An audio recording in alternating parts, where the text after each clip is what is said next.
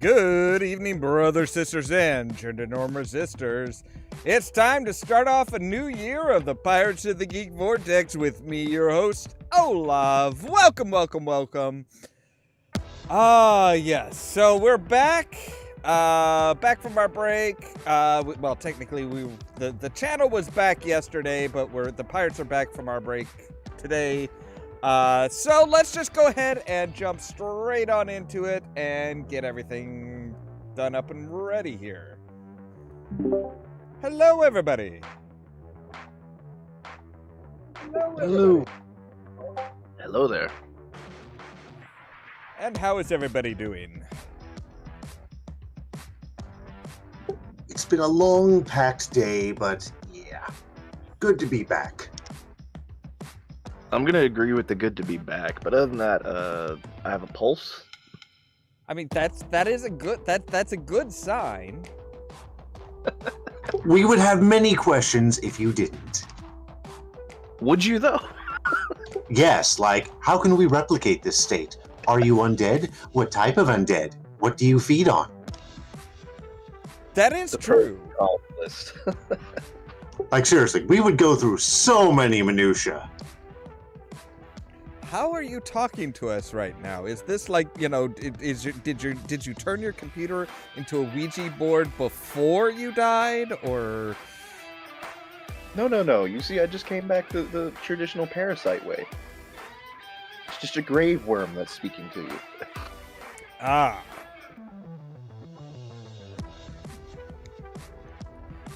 So yeah, it's been an interesting series of weeks. I was like, I'm pretty sure you could have just left it off at "it's been." Yeah, kind of.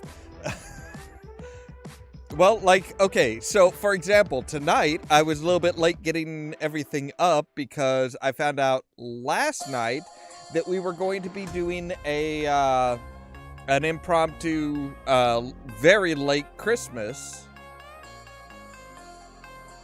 with my family. That's always fun. Well, we usually do it the Christmas Eve, but one of my aunts had just gotten diagnosed with COVID the day before, so she wasn't able to be there. I wound up feeling sick the day of, so I didn't go. And they're like, no, we got to get everybody together, as many people as we can. We need to get them together.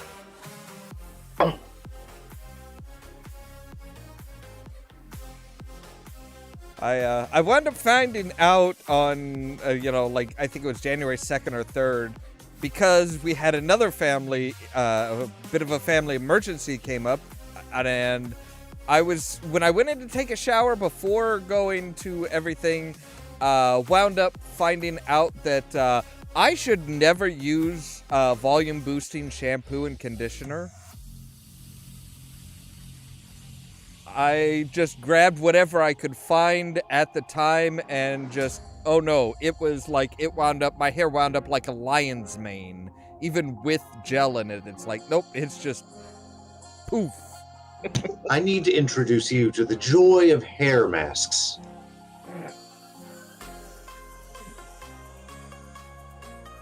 You've seen how poofy my hair can get. Oh yeah. But you've also seen it die down in recent years, and that is not the result of age, it's the result of basically figuring out what I was doing wrong. Ah. I'm just not ever going to show you pictures of me with long hair. We'll just have to see you in person with long hair. If I ever grow it out back down to my shoulders, sure. That's a big if.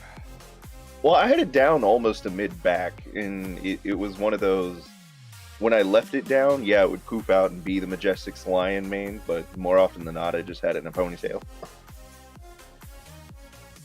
The longest mine ever got was in 2005, when it was basically about, at my waist. And then I bleached it, dyed it purple, and it just never grew to the same length after that. I was gonna say, I figured you and I had pretty much same length hair at one point, or at least like we both grew it out to about the same length. If I could get mine to get a little longer, I wouldn't mind, but it stays stable where it is. Mine and me are currently arguing because ever since I got it cut in Texas a couple of years ago, it just hasn't been growing in right. And I have shaved it completely to try and reset it, and it's still growing in like lopsided, so I might just keep it shaved.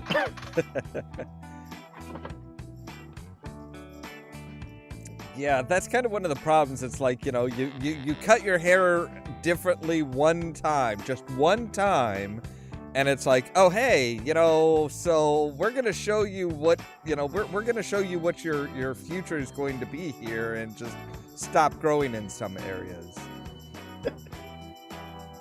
That it's not growing in some areas, it's just, it's growing in weird shapes, basically.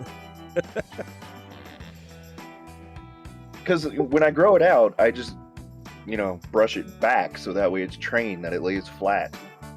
And now it's like growing where the right part is short, the left part is like 7 inches longer.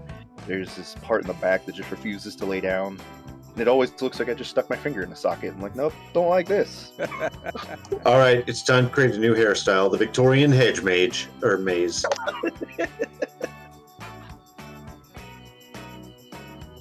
See, luckily, because of my heritage, I am Nordic and white enough that I can pull off the shaved head and long beard.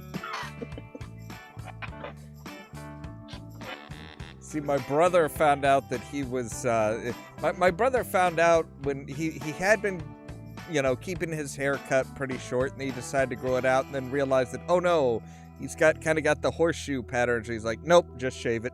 Just shave it all. Fuck it, I'm not dealing with this shit.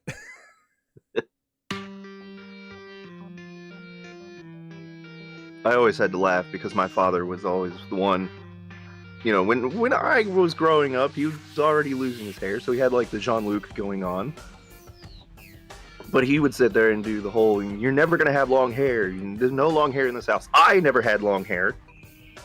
Then I found a picture of him in high school with hair almost down to his knees. The jig is up. I was like, you want to explain this then? The fuck?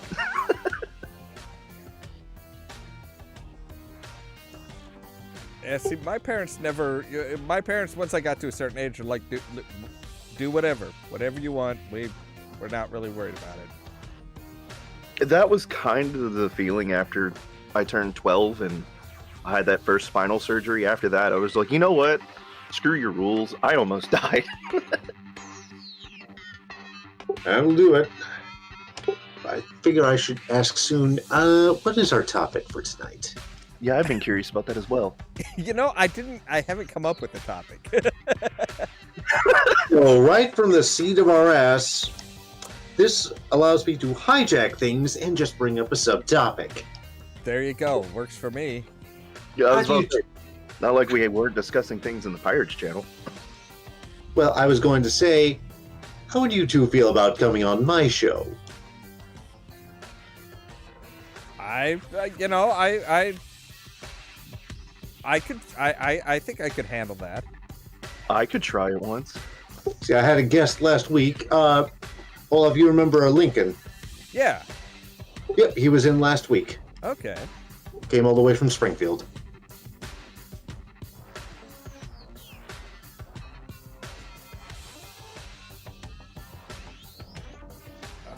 So it was an idea. You could always just come on tomorrow night if you like, because it's not like I haven't done things on the fly before. Yeah, and it's not like you and I can't improv. That's true. You guys are pretty good at improving. I mean, you and me. Oh. I think there's, generally we're all sort of improv at certain things.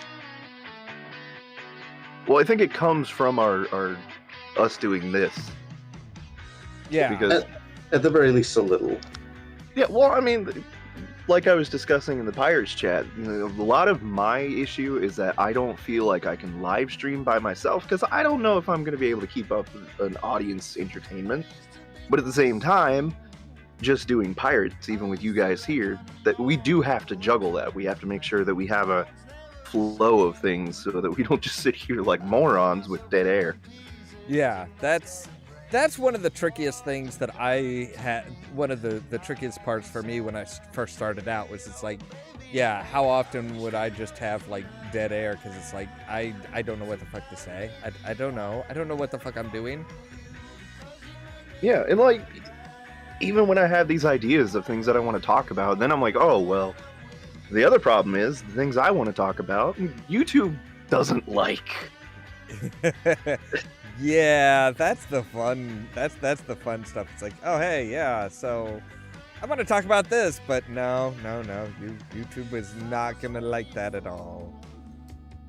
I mean, like, I was gonna do book reviews, but then I was like, but the funniest books that I know of that would be so entertaining to talk about are unfortunately Kindle erotica, and I'm like, you can't talk about that on YouTube. That shit's gonna get demonetized and taken down the second you put it up. Well, I don't think it would be taken down. I think it would be, you know, they'd probably be like, oh well, we're not going to promote it as much. Which yeah. It all depends on what you actually say during the critique, we'll call it. Just get a whole bunch of people to like it and skew the algorithm as hard as you can. Yeah, I was like, I'm looking at my notes right now because I posted them up when I was going to make the video before I realized, hey, I'm never going to be able to do that. They've been up for, since July of last year. And I'm sitting here looking at them like, yeah, no. The moment that any YouTube employee sees this, they should be like, no, we're taking this down. Nope.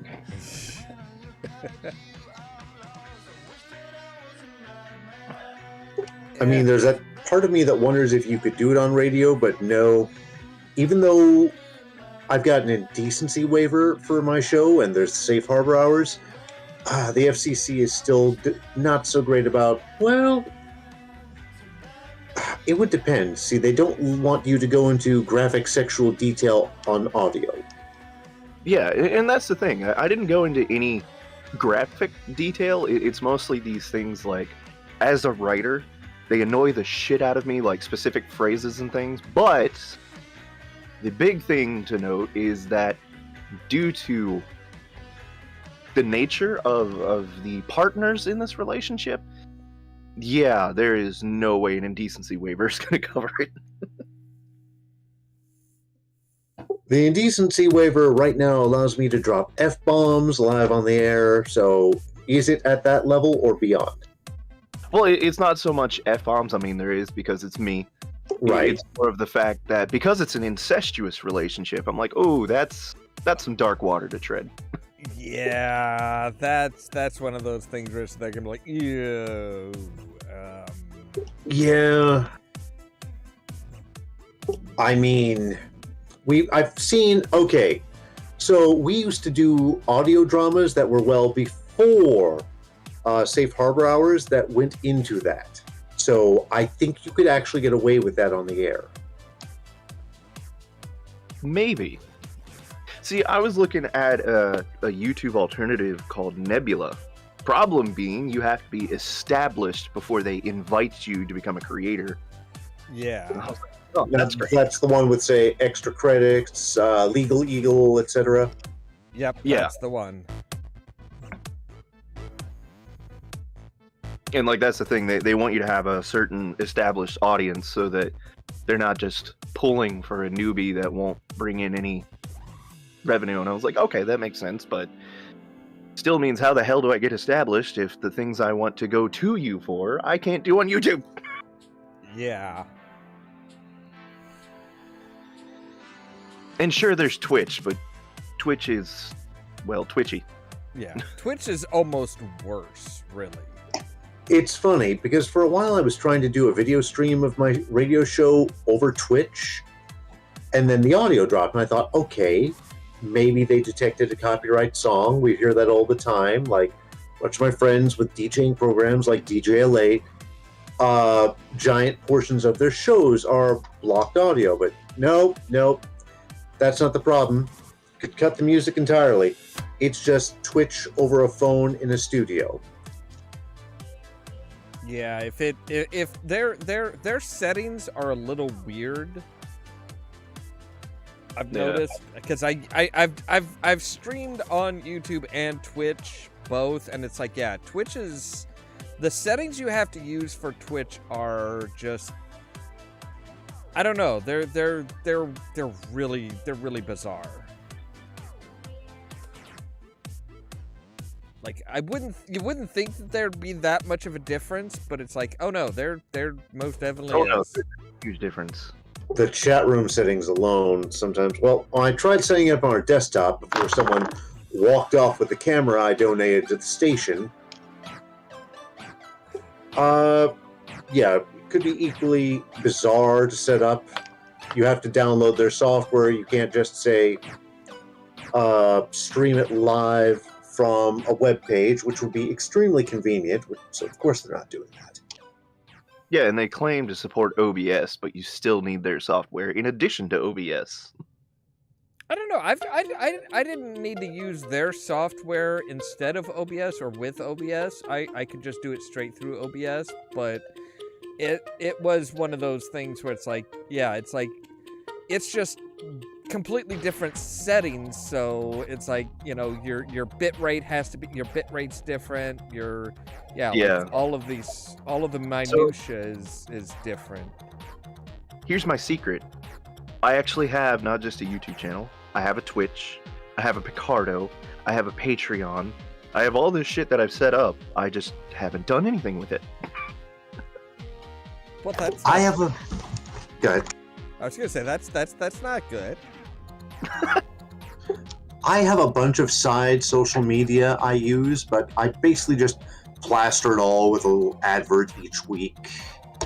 Like, sometimes it's footage a listener has sent in, something like that. Sometimes it's just, you know, me in front of my computer or in my hallway wearing a fishnet shirt and trying to sound witty and then putting out a quick 30 seconds. Trying to sound witty. I don't know. I mean, I was making an intro for a couple of the videos that I was going to do, and then I was sitting here with the green screen, realized the green screen didn't work, so I had to hand rotoscope it frame by frame. Finally got that done, exported it, and then the alpha layer never exported, so it didn't work right. So then I exported the one with the alpha layer working right, that never exported. I was like, nope, not doing this again.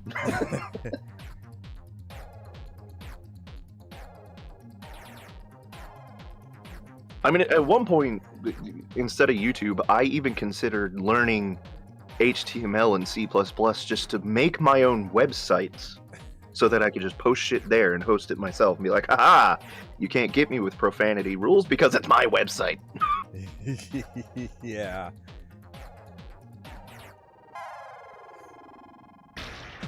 I mean, you know, YouTube says that they're really hard and really tough on stuff, but it's like, at the same time, it's like, they kind of are, but they kind of aren't. Like, they are if you have any amount of visibility, and even then, with certain creators, with the drama they've made in the past couple of years, they're obviously willing to overlook you after you get a certain audience.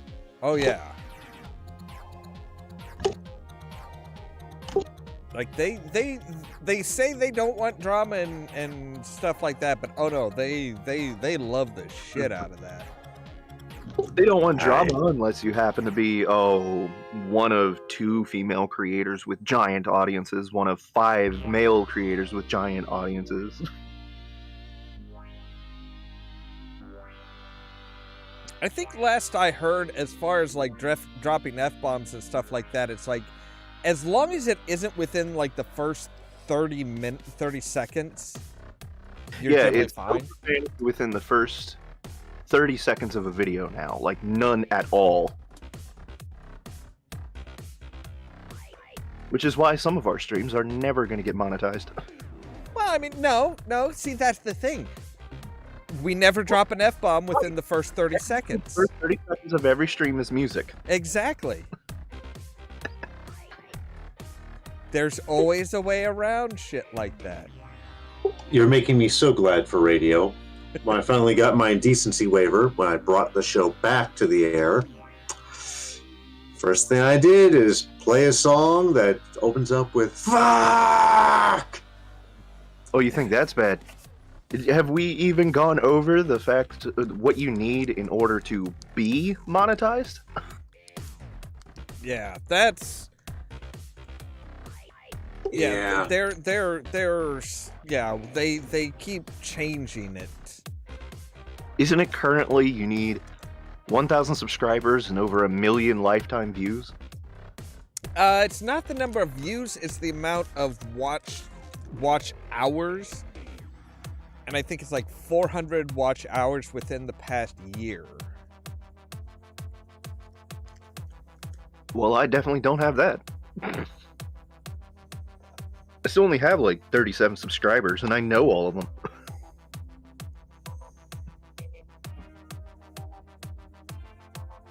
But yeah, that's one of the reasons why people tend to go more towards live streaming than doing videos these days. Because it's like,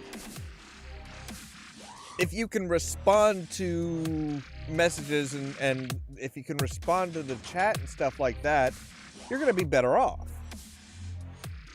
Oh yeah, and I feel like I'd be fine with that because, you know, I do work better off of energy than I do scripts.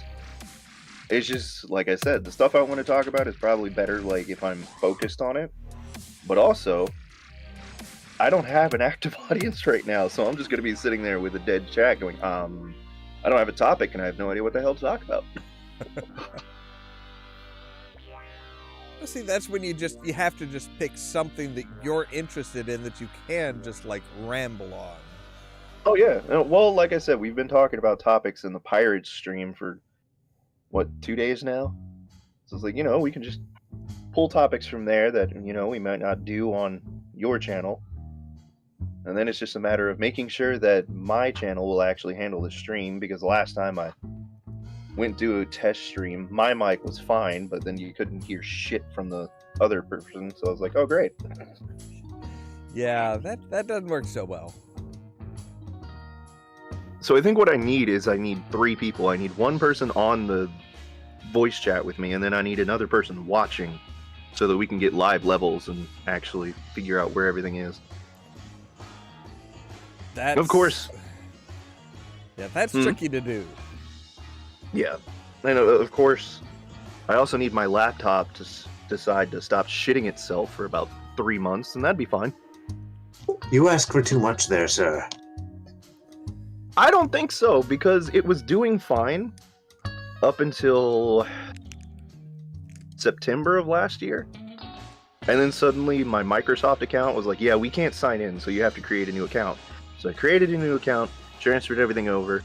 It's been working fine. Then suddenly it's like, hey, you have to reset your password. And I was like, why the hell do I have to reset a password on an account that doesn't have a password? Because he told me that if I put a password, you're not going to be able to sign in. So I put a password, that worked fine, and then a couple days ago, it suddenly decided, hey, I'm going to reset all your default apps for no reason, blue screen, and basically tell you, hey, we can't get into your account again, but we'll put you on a temporary account with none of your files. I'm sorry, what kind of laptop is this again? This is a 2014 Panasonic Toughbook.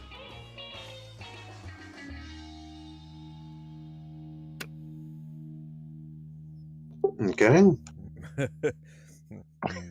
Note to self, avoid this. I mean, the hardware's fine. The hardware's doing great. It's basically just Windows that keeps fucking up. I have to build a new PC this year, and I am not looking forward to having to make something Windows 11 compliant. Remember in the day when we all was like, we'll just go and use Linux. I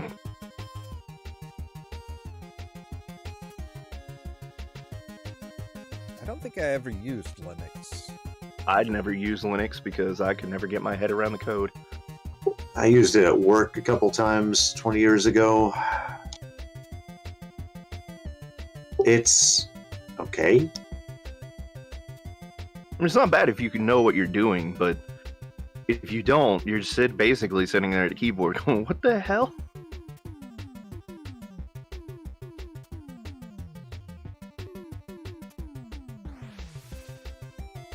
The question is, if I get money for a new laptop, am I buying another Windows laptop, or am I just going to go make the switch and go to Mac?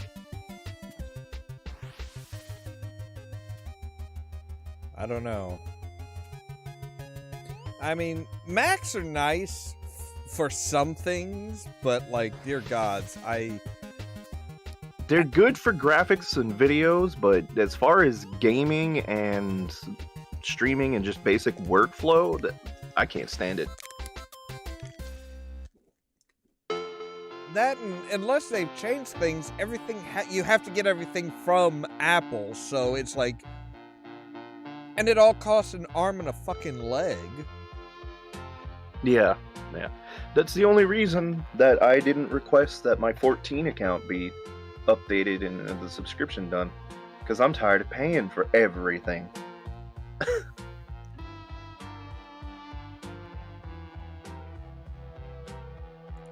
Like, I remember one of my friends was trying to get me to go with an Apple. And he's like, oh yeah, you could do this and this and this. I'm like, yeah, and if you want to play a game, he's like, oh, well, then you just have to run a virtual machine to turn it into a PC. I'm like, why wouldn't I just buy a fucking PC? It's like, if I have to run a virtual machine in order to be able to play games and stuff like that, it's like, you're not selling it.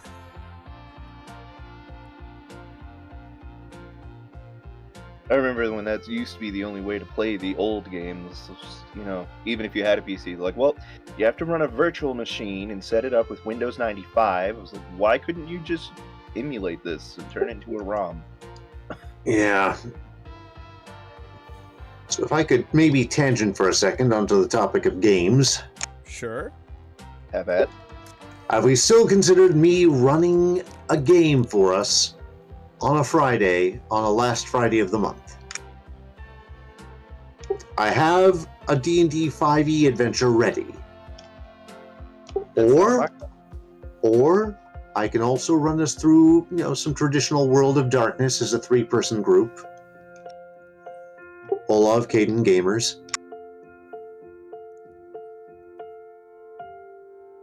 But I can fit more in if need be. Yeah, I'm pretty sure we could do that. Probably just do I'm pretty sure we could swing doing like a one-off campaign.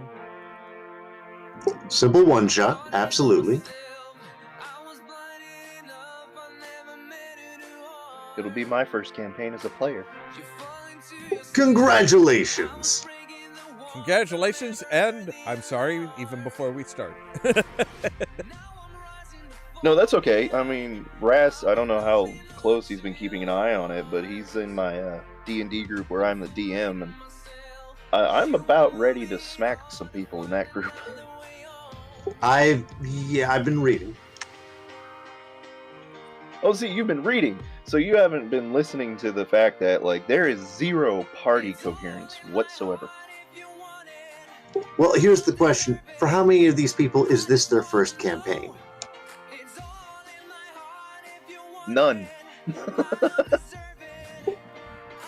Then how the hell? So we've got a paladin who doesn't act like a paladin. He leans into the fact that he has tinkering as a trait, so I legitimately forget that he's a paladin and just consider him an artificer. We have the warlock, who has spent the entire goddamn campaign since session 1 trying to run away to the elemental plane of fire to get into the lap of his genie patroness. I was like, then why the fuck do you even join the campaign? The human fighter, who has no idea what they want to do with their character and has literally contributed not much to anything in the campaign. The elf, played by yours and I's friend, Celia, who is legitimately the only one who has done anything worthwhile. Because, hey, you just witnessed a murder. Everyone else is like, hey, we should just loot the body and shit. And Salia's like, hey, we just witnessed a murder. They're probably going to pin it on us. Maybe we should, I don't know, hide? Yeah, Wow. let's make sure nobody knows we were here and exit quickly out the back. Speaking of which, are your players listening? I don't know. I legitimately don't. I always send them invites to the streams and everything. I never know when anybody's in chat. Well, I guess you'll know soon enough, depending on how next game night goes.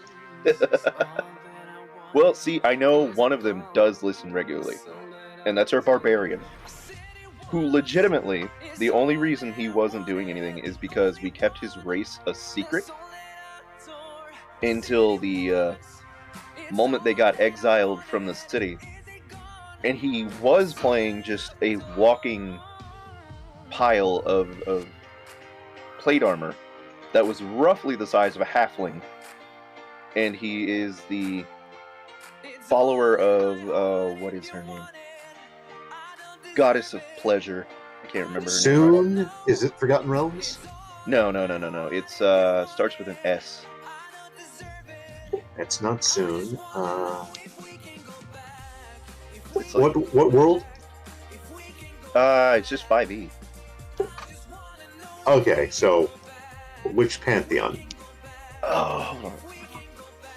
I don't want to say it's like Sahara because I know it's not.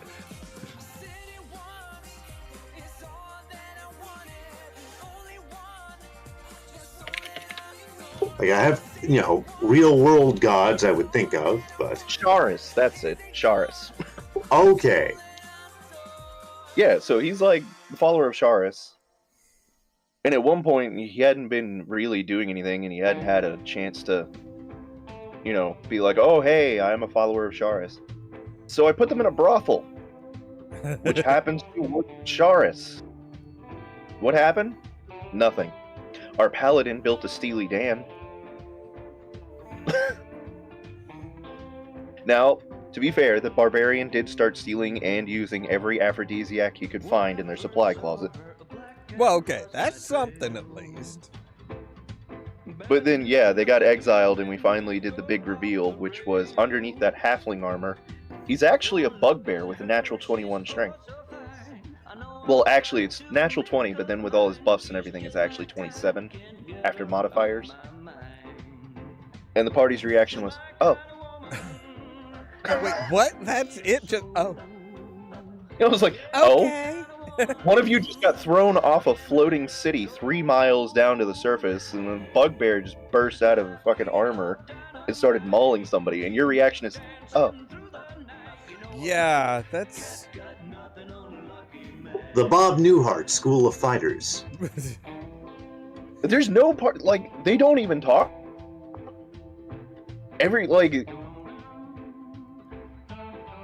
Wait, there's no party dialogue?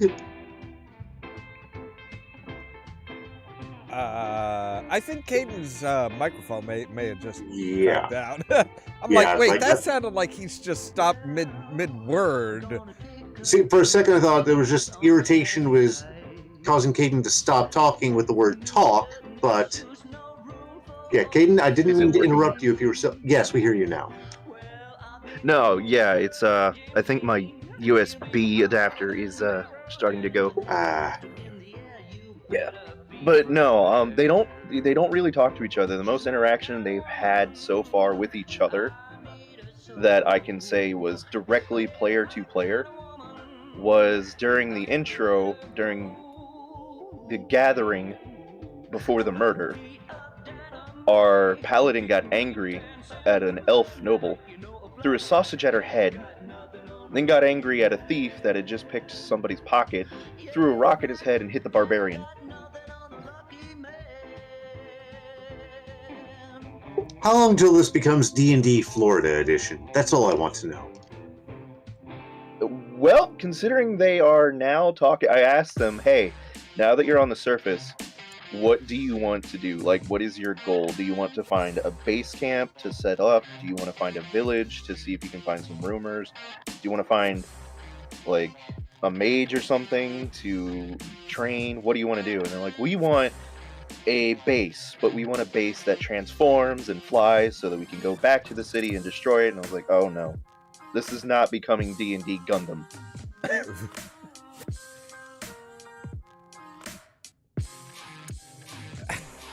Wow, that is some hefty demands there.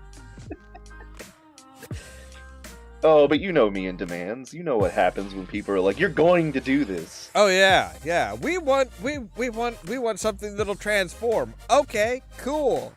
You find this strange, this strange cavern that just that you can use as a base, and oh hey, yeah, it's transforming all right. Congratulations, you now are on a runaway Nautiloid. Oh fuck that! Oh dear. That cavern? That cavern that you ran into with all those strange stalactites? Yeah, that wasn't a cavern, honey. That was a giant dragon's throat, or if I really want to be a dick, that was a mimic. No, see, if they want something that'll fly, great. A Nautiloid will fly. And pretty much anybody and everybody that sees you is going to fucking either run or immediately attack you. Because everybody's gonna be like, oh shit, the Illithids. What was that, one thing I heard? It was a DM really wanting to fuck with his players. He called it the Room of Death. Which I think it's a room that appears empty. Detect magic doesn't have any spells, there's no traps or anything. But then once you get in there, every piece of furniture and decoration is a mimic, and the entire room is a gelatinous cube.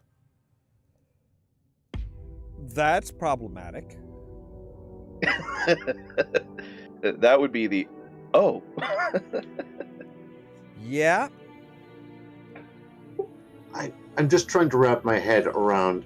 I'm so used to NPCs my player, if not me, actually gives a damn about. And so the idea of, players getting problematic like that, or at least not immersed, is Yeah, it's. I mean, on one hand, I don't blame them, because a lot of our sessions have just been like me pulling shit out of my ass because they won't pick a direction, so I don't know where to gear and write towards. To be But fair, then on the other hand, you're not telling me what you want to do, so I don't know what to set up for you.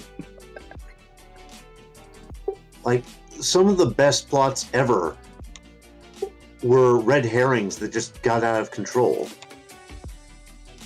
Oh yeah, and you and I came up with that entire plot that we were gonna run, and I geared the campaign towards that.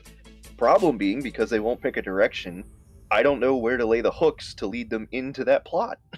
I'm now, after what you've told me, I'm not sure it's going to have the effect on them I thought it would.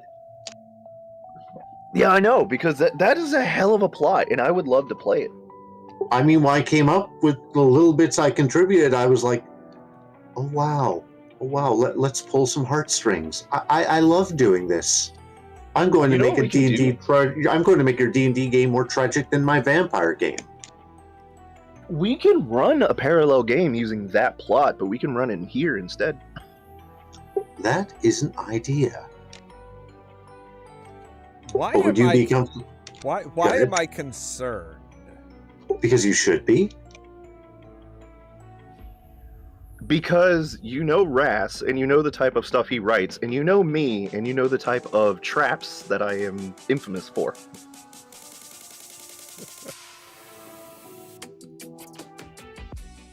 Yeah. I think that's the funny bit, is that the way you and I met, you've seen the darker, more devious part of me. Not as dark and devious as I can get, you've seen the darker, devious, and more stoic part. And so, like, when I flip over to the fun-loving, you're just kind of sitting there like, wait. Wait a second, something isn't right here. Yeah, so should I be concerned? Should I be scared?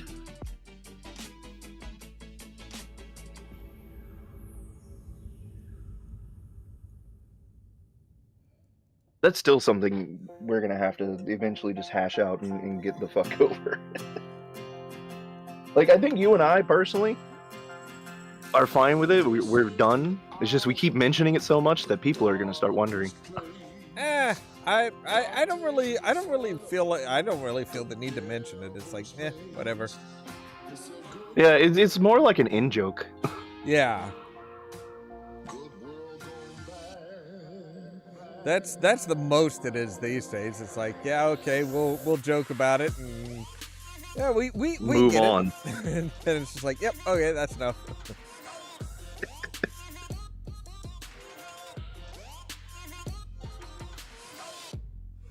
That's one of those other situations where it's like people who just don't know how to fucking role play anything. They're just like, oh, I want this.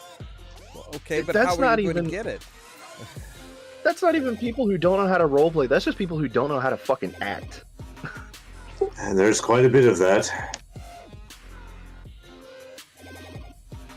Like, I want to say that there's more skilled in the role-playing world than we think, but then I go to a convention. Well, okay, we can change that phrase. Is that there's more required skill in the roleplay world than you think? Yes, I used to think there were more good role players than I gave the world credit for, and now I'm not so sure. I mean, it's really kind of hit and miss. Like, you can find some really good role players, and then there's people who think they're really good role players that basically try and tell you what they're doing and how the other people are and how everybody else is going to react.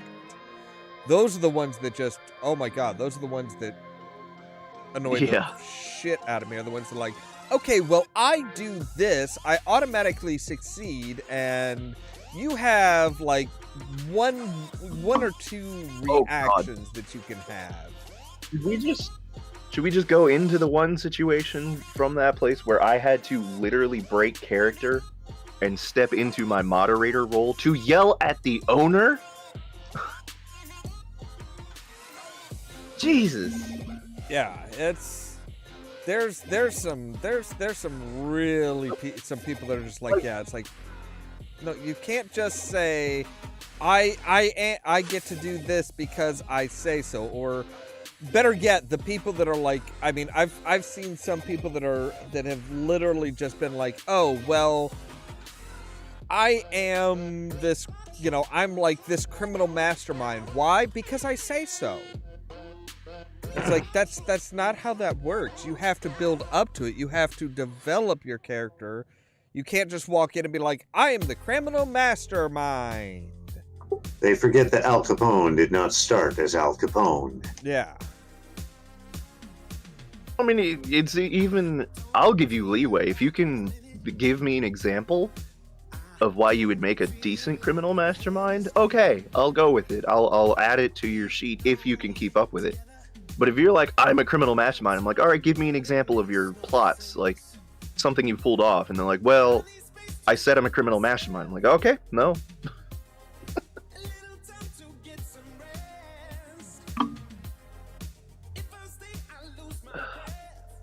I mean, there's just so many situations that annoy me. Like, Raz will understand this one, whereas I had to step out of my character into a moderator role to yell at the owner of the roleplay because they went to a new player and then proceeded to mind control them and basically tell them that because they heard their voice in their head, they were compelled to follow everything they say and worship them.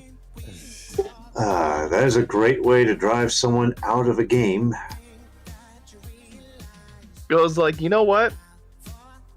I may not have played World of Darkness. I don't play the Masquerade or anything, but I'm pretty sure if you did that in front of a Masquerade player, they would beat your ass. I don't know about that, but you might not be allowed back in the game depending on your behavior overall. That did happen in one of my first sessions, and I'm like, what the? Yeah, no. If I didn't have someone actually step in and, do some course correction, I might have decided, yeah, this ain't for me. Not the live action version anyway. Yeah. And I think that's why me and Ollamh get along so well, is because when it comes to our roleplay, when we play the characters, we're more about the backstory and what they might actually do. So our keyword is subtle. Yeah, I mean, which is good. That's the thing. It's like, you need to have your backstory. You need to be like, okay, you're a criminal mastermind. That's great. How many people are, if you're a criminal mastermind, number one, you can't just walk into a place and be like, I'm a criminal mastermind. I now, run the crime in this entire area of the place. It's like, no. I don't care who you are. You can't do that. Yeah, you got to do a little research. You're right. I mean, well, especially even if we were to give you and be like, all right, we do need a criminal mastermind, we'll give you that role. But then if it's just you and you're like, I have a network. Well, where's your network? Well, it's just me. Nope. That's not a network. I'm like, when you take up a character, it's good to research, if you're not already familiar with that aspects of that sort of life, to do so. I mean, when I played a 12th century leather worker in a Changeling the Lost game, what do you think I wound up researching? Yeah. I wound up, leatherworking and 12th century Middle English. I think one of the biggest problems we had as far as the criminal mastermind thing, when me and Ollamh met, was that we had 3 groups all trying to do the same fucking thing. Yeah. Oh, that'll do it. Well, technically we had 2 groups both trying to be the underground criminal type, and then we had Olaf's player not being that, but doing the Discworld, hey, maybe he's a criminal, maybe he's not, but damn, he's effective. See, it wasn't so much, criminal master, maybe he's a criminal, maybe he's not. It was more a situation of, they're gonna be rough around the edges. They're gonna be mean. They're gonna be cruel when needed. Not just because, oh hey, I want to be cruel, so I'm gonna be cruel. It's like no. That, and the other key part is it's like, okay, so it was based off of Lord Vetinari from Discworld. Lord Vetinari, which I had to do a lot. is not a good person. He never claims to be a good person. But it's one of those situations where he is better than any alternative. You may not like how he does things, but things work. And that's the important part. Is it's like, look, you may not agree with him, you may not like how he does things, but things do work under his administration. Which was exact parallel to my character, who ran her tribe, and it was specifically because their tribe is generational and is shamans and assassins. You don't like how things run, but they run.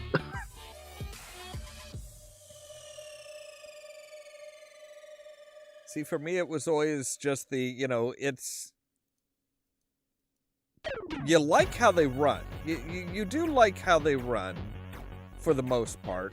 It's just, you don't like how this person treats, you don't necessarily like how this person treats you.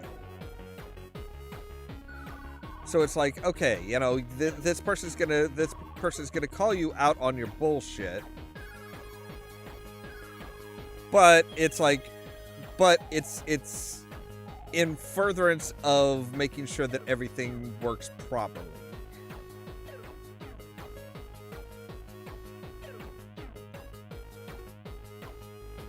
Which is honestly why I don't think, like, out of character, you and I had some times where we butt head, but that was mostly stress.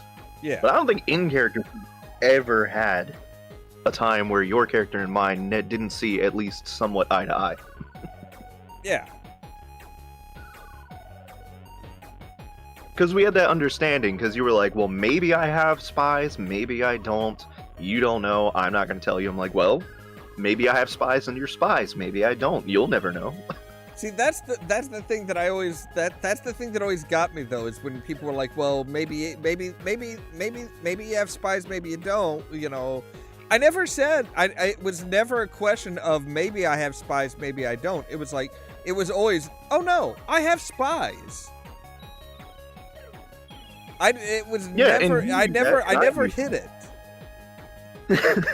It was just, oh yes, I have spies. You just don't know who the fuck they are.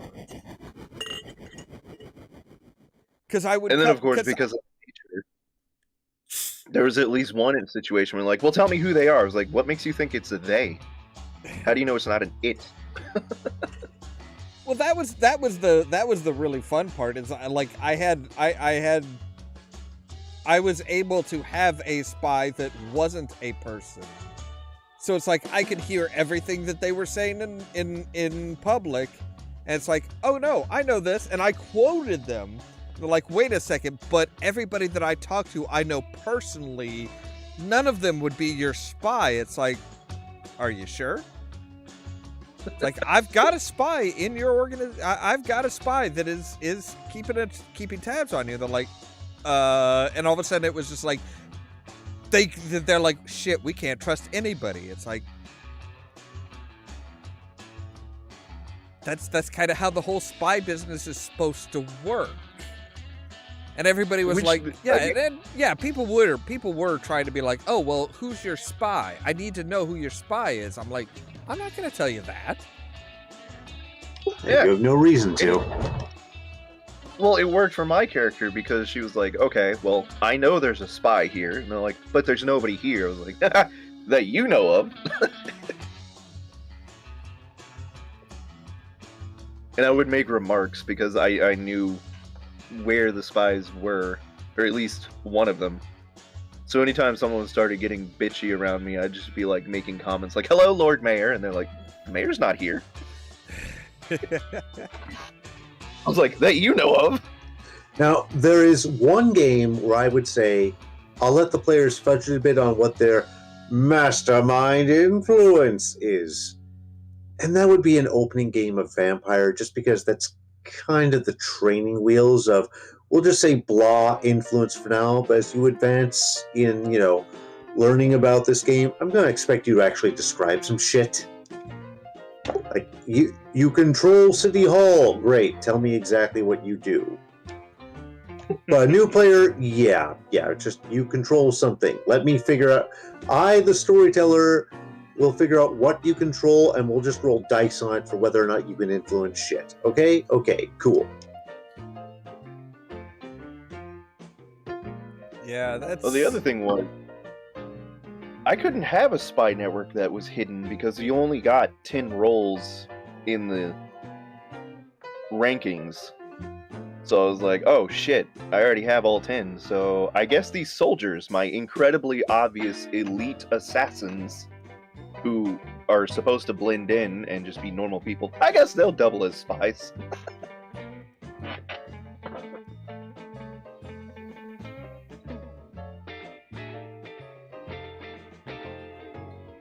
See, for me, it was just, it was very much a... It's just, there was a lot of shit there that is like, well, like, okay, a good example is one time, okay, they had this big kerfuffle, and, they're like, oh, and I'm like, okay, and I basically explained to them exactly why their whole plot was bullshit. And they're like, well, you don't know that was our plot. You don't know that was our idea. I'm like, yeah, I do. Here's all the information that I have. And somebody tried telling me, oh, well, maybe your spy isn't as good as you think it is. I'm like, no, see, my spy literally records everything that is said in public. And they're like, it's like, I can give you the exact chat logs for all the bullshit that you're trying to pull. So my computer just decided to blue screen. Now he's worried that I was going to miss a story I didn't know, but I know this story. Yeah. But yeah, it was just like, I'm like, no, here's all the logs. Here's everything that was actually said. And that was the meeting, that was the little meeting that they had, that they're like, okay, so, we're just going to have like 4 people that we intrinsically trust. I'm like, okay, great. And then then I came up with that. They're like, okay, okay. So who is the spy? Like, that was the point where they're just like, oh fuck, we can't trust anybody. And the best part was years later when they're like, oh well, I trust these 4 people again. They still denied the plot. Yeah. Like we never did that, and I was like, sure. I wasn't even around for this shit, and I don't believe you.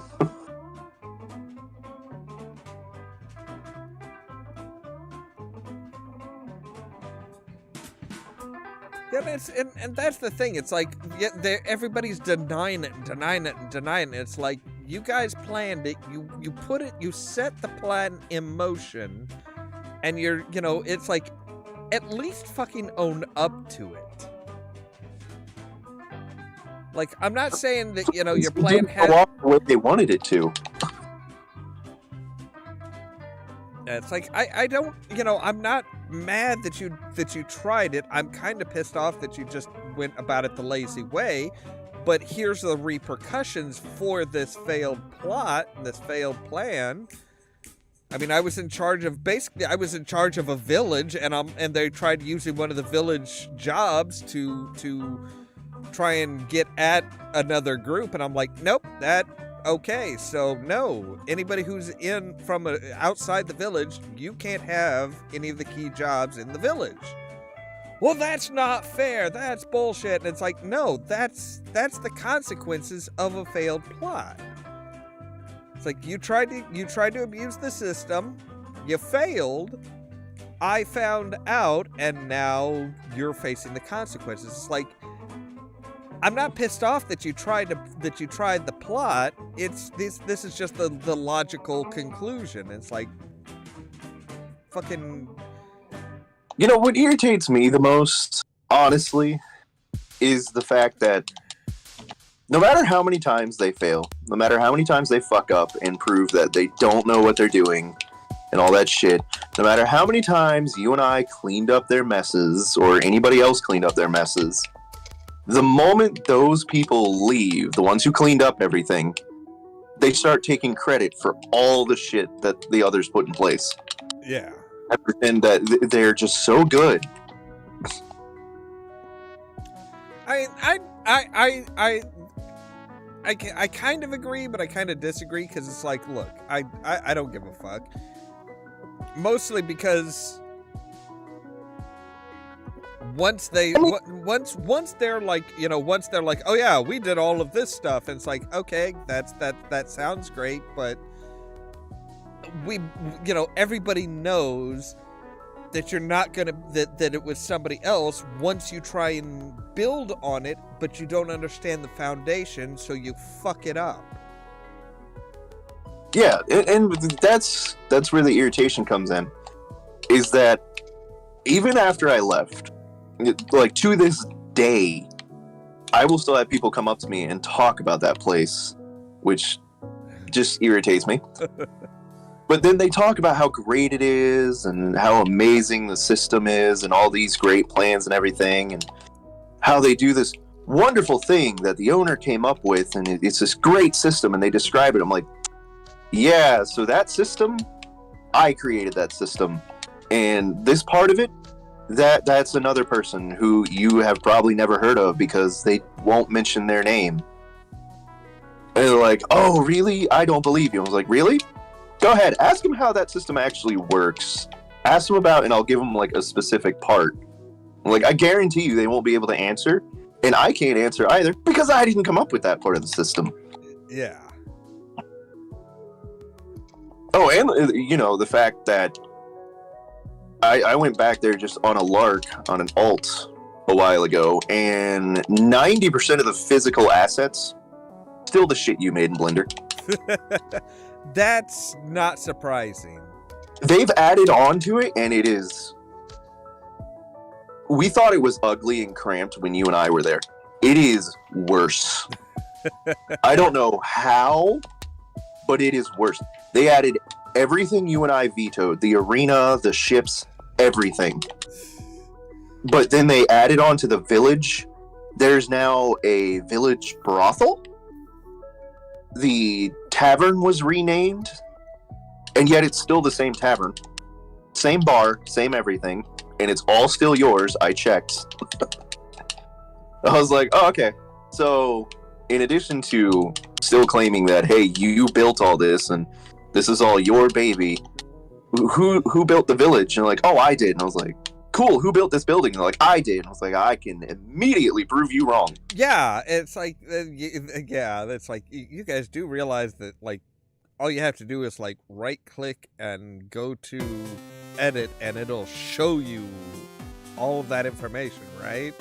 Oh, yeah. And he bragged back before you and I ever left. He's like, well, even if he does leave, I have copies of everything he made. I was like, first of all, no, you don't. Second of all, do you know how shitty that is to be like, well, I copied all their work and I'll just use it if they ever leave? See, that's the beautiful part, though.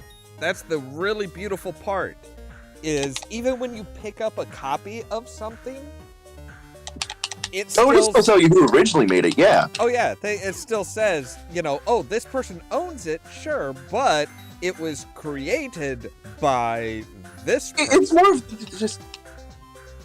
the sheer amount of stupidity and balls to flat out admit, if this person ever leaves because I irritate them, I'm just going to flat out steal their work and pass it off as my own. I'm beyond caring at this point. It's not just that person. Like, I'm just saying, if that happened in any situation, I'm just like, what the fuck? How do you have the sheer audacity? I mean, yeah, Ras can attest, there are people that just will, there are people that will pull some just outrageous bullshit and then be like, oh, I did nothing wrong. I mean, that doesn't just apply to gaming, but... No, it just applies to life in general. It's pretty much applies to as far as anything goes. I mean, hell, you made a Facebook post about it a few days ago, if I remember right. Where it's like, oh, when this assholes motherfucker become local politicians, yeah. And all because nobody's running against him. And you and I have seen some of what that individual has pulled. Oh yeah. I mean, to this day, when I get kind of cornered out at a night or something, and he's there and he's talking to me and stuff, he's like, you know, I hope that I hope that this person, you know, just gets over it. It's like, gets over it, motherfucker! You stole from him. Guy threw a punch at a pregnant woman. Yeah, no one gets over him. Yeah, it's like you stole shit. I didn't even know about that, but yeah, it's like all the shit that you pulled against this person, and he's the one that's supposed to get over it. No. Now you see why I don't deal with local knights anymore. Yeah, I don't blame you. Because when I was running, I actually talked to the owners of the venue where I was running a thing, and if there's a broken stair, they go. That was my rule. And he was the biggest broken stair we had. Yeah. It's like, no, he's literally been caught trying to roofie people. No. Bar owner said, yeah, I got no problem banning him. Okay. Is there any reason that I have always said I don't want to be human? Tons of reasons. Yeah. There's like, can anybody really blame me for sitting here and be like, no, fuck humanity? But as much as I hate to admit it, this is a phenomenon that permeates more than just our scene. Every goth scene, every gaming scene will tend to have an individual who is just, It's the worst. an eternal Yeah. skirts by for some reason that, you cannot bring the banhammer upon them, or something happens if you try. Oh, especially if they're friends with the owner. God damn. Again, this is kind of why I think if I ever run a night again, I've got to be the person completely in charge. And the last thing I did was indeed on my property, so I was completely in charge.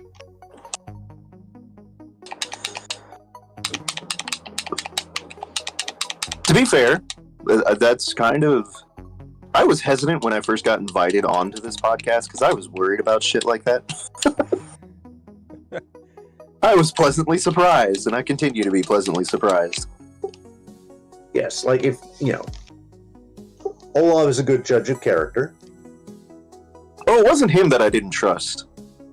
I'll come flat out and say it. It was... I knew Sin from the same place I knew Ollamh, but I knew Sin way before I knew Ollamh. And Sin and I had a history of getting into conflicts. So I was like, yeah, I really don't need that shit on a platform where, like, people can hear. I mean, I butted heads with Sin a bit too. I mean, I absolutely get it. But Yeah. I mean, Sin could always be antagonistic. But it was, I mean, the strange thing is with Sin, it was never personal. It was just kind of, it was just the way, it was always the way he put things that was more antagonistic than anything You else. eventually had to Right. learn, is he actually pushing buttons to push buttons, or is he pushing buttons because that's just how he sees things and he's just stating his point of view? yeah, I mean, he was never malicious. It was always good for a good time. Yeah. Okay, so Gamers has a question. As far as Rockstar and Ubisoft talking about taking their games from actually selling the games to like a subscription-based system. The idea that we have to get used to not owning what we pay for, that Yeah. didn't go down well for them, did it? Yeah. I I had not heard Rockstar's bullshit that as far as like, oh yeah, pay per hour type thing. I hadn't heard that, but hadn't heard that myself, but what the fuck? yeah. But yeah, I mean the whole subscription stuff, it's like that is the worst, just the fucking worst idea I think I've ever heard. There's backlash against live service models. It's just the thing. Yeah, I mean, it irritated me when Xbox introduced Game Pass because there's games that they won't introduce in the store because they're on Game Pass. All right, cool, that's great. And if I'm paying for Game Pass, I get to play them for free. Problem being, once my Game Pass runs out, I don't get to play that game anymore. Yeah. And even if I buy it, there's no guarantee that I get exactly what I was playing with on Game Pass. Yeah. Now, Larian Studios has come out and said, fuck that bullshit. They've specifically come out and said, like, no. Like Baldur's Gate 3, any of their games will never be on like a subscription-based system like that. That's just, they're like, no. That'll kill the industry, because it's like, you sell a game for a specific price. The prices have been going up, but the games have also been getting bigger and better and stuff like that. So it's like, okay, that at least you're getting something for that money. It's like if you have to share your income, this monthly income is shared across all the games. You don't know what games are good, what games are bad.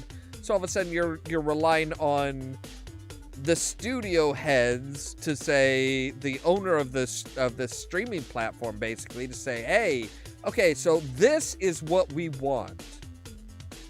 But they don't know anything about what the actual players want.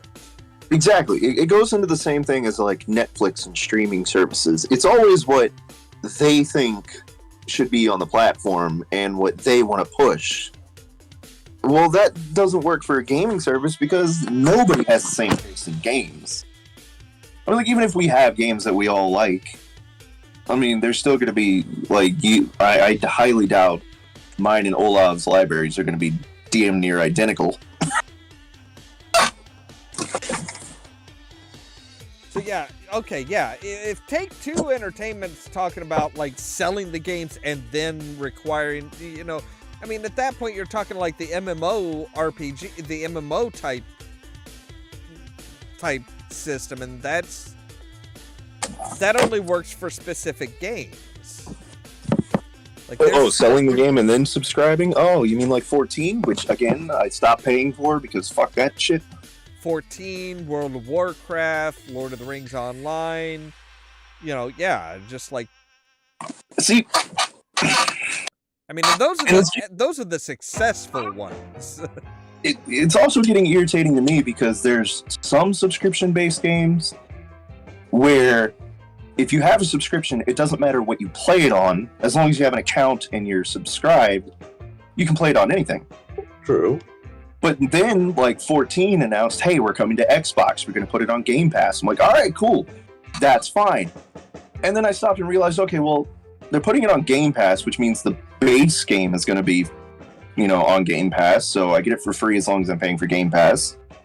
But then my subscription will transfer over, but my DLCs won't. Yeah. So I'm still going to have to pay for the base game again. And then I have to pay for all the DLCs I've already paid for. I think they may have decided they weren't doing that, but I'll have to double check. I really hope they aren't, because I already paid up until Endwalker. Right. So what I can tell is originally they weren't even going to have the Xbox, they weren't going to have the PC and PlayStation 5 players ever even meet the Xbox crowd. They appear to have dialed back on that, and if that's the case, I don't see them having the two crowds go into different subscription plans. I don't know. It's a bad idea. It is just all around a fucking horrible idea. I am biting my tongue so hard to just not say fuck capitalism. I mean, no one's stopping you from doing that, but... I mean... capitalism... I will say this. As far as the various different economic systems and stuff like that, like capitalism and stuff, it's like, you know, the problem is everybody looks at it as you have to pick one. You have to pick, you know, you have to pick capitalism or socialism or whatever. And it's like, no, you should never have to pick one. It's like, there are some things that, yeah, capitalism is better. And there's some things that, no, it shouldn't, you know, you should never have to rely on capitalism for, you know, for things, for what you need to survive. Things you need to survive should not be capitalistic. I'm a great fan of the phrase, yeah, blank looks great on paper. Because, like, I have said, I'm not outspoken, and I don't go around screaming it, but I am an anarchist. And whenever I say that, everyone's like, oh, well, you're an anarcho-communist. I'm like, no, I'm fucking not. Who jumps to that conclusion? Everybody who says anarcho-communism without actually knowing what the fuck that means. That is a real specific thing. Yeah, and I was like, no, I'm anarchist. And they're like, well, what's your suffix? I'm like, there is no suffix. It's not anarcho-communism. It's not anarcho-democracy. It's not anarcho-anything. It's anarchy. I believe in people being free to govern themselves. If a group forms out of that and they choose a leader, great, fine, whatever. Otherwise, don't fucking force it. But I was like, the problem being is, like, when I say that shit, everyone jumps to conclusions. And then I can't even go into the fact that I don't believe in a monetary system at all. Because a monetary system is what basically fucked us over. But yeah, like to a certain extent, I would agree. To a certain extent, I would agree. There are some things that it's like, oh, you know, we've seen some of the shit that comes down when you know, as far as some of the points that you made, that it's kind of like, yeah. I mean, like, I love the idea of governing yourself, but yeah, people. Yeah, it's. But suck. see, that's what I was getting at. Is even with comedy, like, again, you have to say phrases like this shit, and I don't believe in it personally. This is, even with communism, communism looks great on paper, not so much in practice.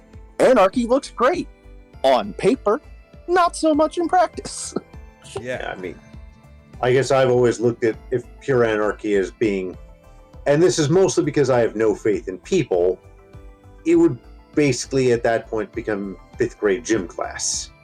Well, yeah, and that's what a lot of people think. They hear anarchy and, like, you don't add that suffix, and, like, pure anarchy, well, that's just people looting and bombing and raping and pillaging and doing all that. It's like, no, it's fucking not. That's called barbarism. That's an entirely different thing. Which also is not a great phrase, because barbarism, specifically referred to as a group of people, which is a dick move.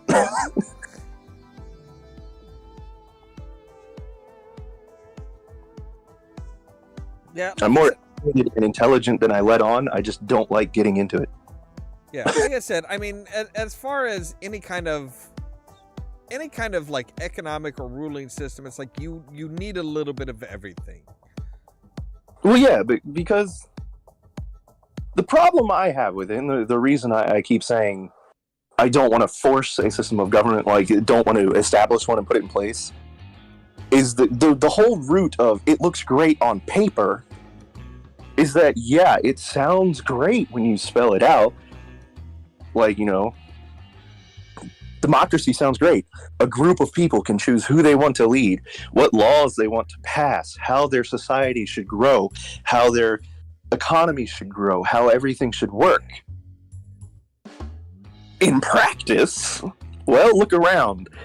There are certain groups of people who have taken over shit because they have more influence and they're running shit the way they want, and the rest of us just kind of have to deal with that shit. Well, yeah, I mean, even from the get-go, it's one of those things where it's like, okay, so,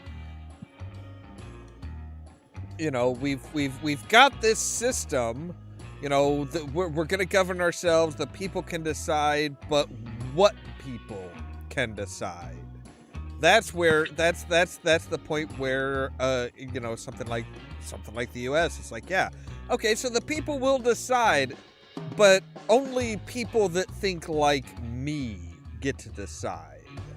Yeah, and again, even if you romanticize it, oh, well, only the most capable, the wisest, and the people who know best, and the people who can bring the most prosperity and protect us best. Well, who the fuck decides that? Yeah. Cough, superdelegates, cough. Yeah. I'm sorry, the opening was right there. It was. I mean, come on. Even if we were to do something like that on this, like on the show, just the four of us doing a little mini democracy, and we decide, okay, well, whoever's most fit to lead is going to be the host tonight. Who the fuck decides that? Yeah. How do we decide that? Yeah, I mean, even if we say, okay, well, we're going to open it up to a vote, you know, anybody and everybody can vote. Well, then it's like, okay, well, I like this person because they think like me. And it's like, okay, but that doesn't mean that that person's the best. That just means that you have a vested interest in one specific person. It's And like, to an extent, we've all done that. yeah. Because we've talked how many times about going onto my channel or Gamer's channel or Rasa's show. We've talked about that for ages. And yet we stay here. And that's the reason I do it, at least, is because to an extent, we know you, we know this channel, we know what's expected of us. And then we let you host because it's your channel. So it's your territory. We're just like, all right, we just defer to you. We're going to let you lead. Just show us where we're going. Well, kind of, sort of, yes, but not really. And I qualify it that way because it's like, okay, yeah, it's kind of, okay, well, you lead, tell us which way we go. But there have been so many times where it's like, well, no, we've actually just gone completely off the rails when somebody comes up with something. Well, kind of like how we got started on this. This was all gamers. Blame the Canadian. But it's one of those things where it's like the only time that I've ever really stepped in and been like, no, we're not going to do this, we're not going to talk about this, is when we get into stuff that it's like, no, that is way too diversive. Yeah, and I like to think that we're pretty good at governing ourselves on that now, because there's still topics like we say we don't want to do politics. We just did. We just did social economics, but we're like, we kept it fairly level. We're like, there's still things about it that we're just not going to go into. See, we didn't really get into. I would say we didn't really get into politics because we were talking about more. We were talking socio-economical situations, yes, but it wasn't really. Oh, hey, well, this party or that party. It was just no. We're just. Yeah, and that's what I mean. It's like we'll dip our toes in, but we don't get into specifics. I mean, shit. When you were doing Power Wash Simulator, you and I started talking about religion. Yeah. And we made jokes, but we're not gonna fucking make anything specific. We're not gonna stake anything on this. Yeah, I mean, we're not saying. I mean, I guess the biggest difference is we're not saying, oh, hey, we're in favor of this over that. We want this party or we want this very specific thing. It's like, no. Exactly. And we might declare our allegiances because, like I said, I don't go around touting it, but personally, I am this. But did I say I believe everybody should be this? No. Yeah. And by the way, hello there, gamers. Hey, how are you guys doing? Oh, hey, it's good of you to join us finally. Yeah, I know, right? Fucking slow ass Canadian. I know. Time difference. That's my excuse. Time difference. We've been on for an hour and a half. Big time difference. You know what? You could have just used the snow as a fucking excuse. We would have accepted. There we go. I mean, okay, that'll be my excuse for next time. We all know that you got to trudge through to that tree that you run the maple powered Wi-Fi on. Come on now. Exactly. You found me out. Well, I mean, come on. You Two guys... of us are in Illinois. I'm in Virginia. The fucking snow is irritating. Did you guys happen to catch the gameplay that was finally revealed and the release date of the upcoming Indiana Jones game? I did. I did not. I have not. It is damn good. It looks like classic. So it's first person. They did a fantastic job. It's all Unreal Engine 5, so he looks like Harrison Ford. Kind of sounds like Harrison Ford. I think they're using A.J. Locasio, who was the voice actor for Han Solo in the Lego. No, they're not. The modern Lego Star Wars. They've released the information. That's Troy Baker that's doing it. Oh, Huh. okay. Yeah, they've got Troy Baker for Indy. I don't know how I feel about that. I mean, he's one of those voice actors that can really pull off a lot of sound alikes.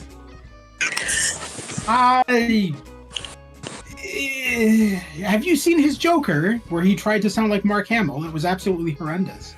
Okay, look, that's just because everybody who tries to be Hamill forgets that Hamill has a certain energy. Yeah, it was pretty bad. But yeah, no, the gameplay looks really good. Like, it's all first person, and there's a lot of puzzle solving. So it's going back to the roots of, you know, the Fate of Atlantis and all those classic LucasArts style, but like in a first person kind of. So it's not just a standard shooter, right? They said that a lot of the elements are going to be adventure game. With emphasis on puzzle solving, and you know, you'll be shooting at enemies obviously too, but that's not going to be the core gameplay. Okay, that was my concern with what I saw, was because it was like a lot of action stuff, and it's like, okay, action's great, but that's not, you know, that's not what it should be. It's Precisely. Like it's gotta, you know, you've got to have the puzzle solving and stuff like that. It's like, yeah, that's all going to be there. They haven't changed. So it's going to be the same thing. Now next month, February, they have Dark Forces Remastered coming out, which I'm kind of looking forward to. Because I mean, I haven't played Dark Forces in forever, and having it remastered in 4K is, I think it's going to be fun. They redid all the cutscenes and everything. It looks really good. The same audio, like, I mean, they haven't changed the audio. The audio is still there. It's the original audio. It's just full graphical enhancement. Which is kind of standard for when they do one of these remasters, like the Baldur's Gate 1 and 2. Yep. Or, you know, Day of the Tentacle and Full Throttle, which were also really heavily remastered as well. Can we have a remastered remake of the E.T. Atari game? No. just no. We could have. I just don't remember. Call me crazy. I don't remember a scene in the original E.T. movie where E.T. masturbated his neck to fly into the air. But I could be wrong. I don't know. It was the secret. It was the secret exclusive George Lucas cut. You had to be in the know. It's the one that he keeps in his personal bedroom. Did anyone here play Indiana Jones on the Atari back then? I did. By the time I was born, the Atari was dead. I was gonna say, yeah, that's. You have to remember, Caden's a youngin'. Caden? I was born in 1990, so by the time I came around, we were experimenting with shit like motion. Okay, imagine the most obtuse point-and-click adventure game you were ever exposed to. One where the puzzle solving with that was text-based. with the translation of Silent Hill 2, which many of you remember had some issues, both Hit 1 and 2, with some of the puzzle translations. That is basically all that the Indiana Jones for the Atari was made up of. You had better have read and memorized the instruction book, because, oh boy, I couldn't understand half of what I was playing. I was 5. By the way, thanks for giving me a fever dream while I woke up, Ras. And how did I accomplish that? Because I woke up and I was checking my messages, and in this daze, half asleep, with no context, I just see the 7th guest, and suddenly that fucking painting came in. Dun, dun, dun, dun, dun, dun, dun, dun, dun, dun, dun. That used to freak me out so much as a kid, just because the hands stretching. Nowadays, it was like, oh, hey, neat. Yeah. Have you played the sequels? Not the sequels. I played the 11th Hour, both with and without strategy guide, and Blood and Honey can suck my ass. Well, the 11th Hour was the sequel to 7th Yes. There is a fan-made sequel where they got Stoff's actor. Yeah. Yeah, there is a technical sequel, so that's why we say sequels, even though the other one isn't official. I don't count that as a sequel, but I mean it was a fan made, but yeah. Honestly, because I haven't played it, but just what I've seen of it, it feels more like 7th Guest. I'm more willing to count that as the sequel than I am the 11th Hour. I will agree as someone who owns all 3 games. Yeah, but okay. So for me, a sequel is one where it's made by the developers of the game or creators of the game, not by a fan. That's just my opinion. I'm not saying it's accurate. It's just that's how I feel. I'm not saying that I would never play it or anything like that, because certainly there have been a lot of fan-made games that have been fantastic. I just don't count it as a sequel because it's a fan-made recreation. And, I agree with that, but at the same time, by that logic, that means we only have, 3 Fallouts now? As it should be. Let's not count 76 among those, please. Oh God, no! I cut off strictly at New Vegas, and even that's pushing it. Yeah. I could not stand. I played about 10 minutes of 76, and I'm like, well, that was fun. I'm still playing 76, but only because morbid curiosity keeps driving me. I'm like, maybe there's a storyline. How are you not locked up in a mental institution by now? We've been asking that for years. We've been asking that question since before that game came out. Hold on. Fun fact, and I mean this completely seriously, I am not making any of this up. Since I was 4 years old, when people asked me, what do you want to do when you grow up? My answer was, I want to be in a padded cell with a hug me jacket. So the only reason I am not in a padded cell is because it is my life goal, and life likes to fuck me. Fair enough. But yeah, no, I was watching Stu on his channel. He played he ended up getting himself a VR Quest 3, and he streamed the remake, the Seventh Guest remake in VR. And I gotta say, it looks really good. I don't think I'd ever play it because I hated the Seventh Guest. I could not stand the puzzles in it. I was terrible at it. Some of them were better put together than others. Yeah, anytime I hear someone say I hated the Seventh Guest, I always ask why. And it's not out of offense. Because I was retarded at it. Yeah, there's always like a 50-50. There's either I love the puzzles, but I hated the story because I didn't get it, or I love the story, but fuck the puzzles. No, the story was good. It's not that. It's the puzzles for me. It definitely is the puzzles. I'm not going to admit that I'm a puzzle master because then I'd be lying. See, for me, go ahead. The games that came out in that period with like Seventh Guest and Myst and stuff, I always got pissed off because they always included a music puzzle. Oh yes, they like always had a music puzzle, and I know nothing about music. I cannot read sheet music. I don't follow notes or anything like that.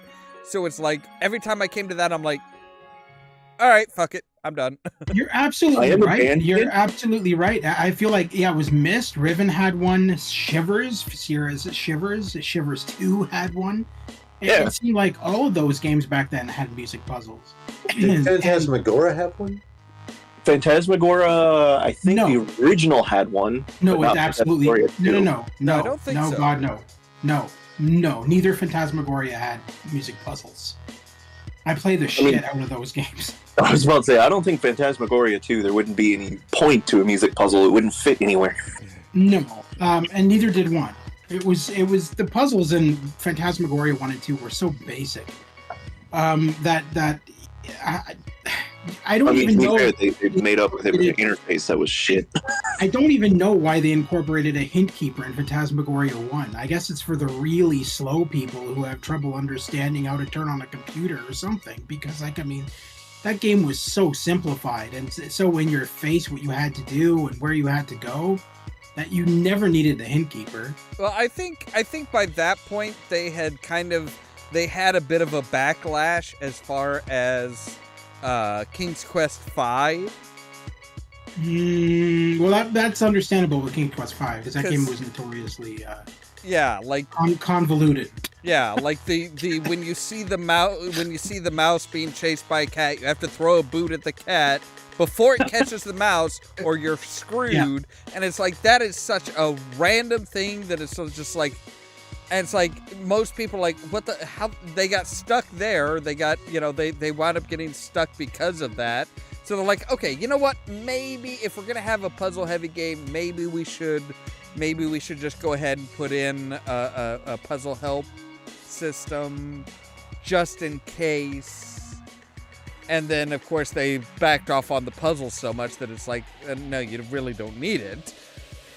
Yeah. I love the fact. Hmm? I love the fact that game actually spawned the term moon logic.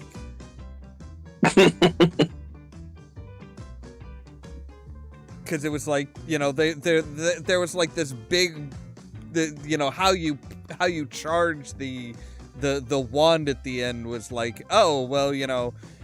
You have to. It has to be. You know, the one little clue that they had was something about the moon. Basically, you had to put a piece of cheese in to charge the wand to beat the evil wizard. And it's like,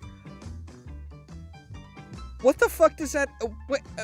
Are you really saying because the moon is supposedly made of cheese that really that's your fucking clue? Yeah. Yeah. That is obtuse. It was that game was just a chore. Not, I mean, and that's without even mentioning Cedric. Yeah. Fucking No, well, Cedric, everybody hated Cedric, including the voice actor. Which is ironic, because I've seen interviews with him, and he's like, yeah, no, trust me, if I had any choice in the matter, I would not have Cedric have been that annoying. Because that was not even his choice. Like, the script was already written ahead of time by Roberta Williams, and so he didn't have a choice on how to play Cedric at all. It was already set in stone, including like the voice that he used. Like they had it all worked out ahead of time. Yeah. You know, there's this lovely thing called artistic integrity. If you don't like how the character's going, walk. Yeah, but you have to have money to be able to do that. Normally, yes. He was a Sierra programmer. So for King's Quest V, every single voice actor in that game was not an actual voice actor. They were just people hired from within the company to do voices. Because King's Quest V was one of the I don't want to say one of the first games with voices, but one of the first by Sierra with voices. And it was still a very, very much experimental stage for them. So they hired from within. Like everybody, I mean, Roberta Williams voices in the game, for Christ's sakes. She voices a character in it, and you can tell that she has absolutely no experience with voice acting. Like, her voice acting was so bad. It sounded like she was just like screaming into a mic. Honestly, I love doing that nowadays, finding people who have no idea what the hell they're doing as far as voice acting. Yeah. It's not for the pleasantry of it. It's just for I like seeing people fuck up, because I'm just like, how did you screw up? Did you screw up because you have no idea what you're doing, so you have the wrong tenor, the wrong voice control? Did you screw it up because you don't know what emotion you're supposed to be going for? Or did you screw it up because this is a legacy character, you took it over from someone else, and you're trying to ape their performance, and you just suck at it?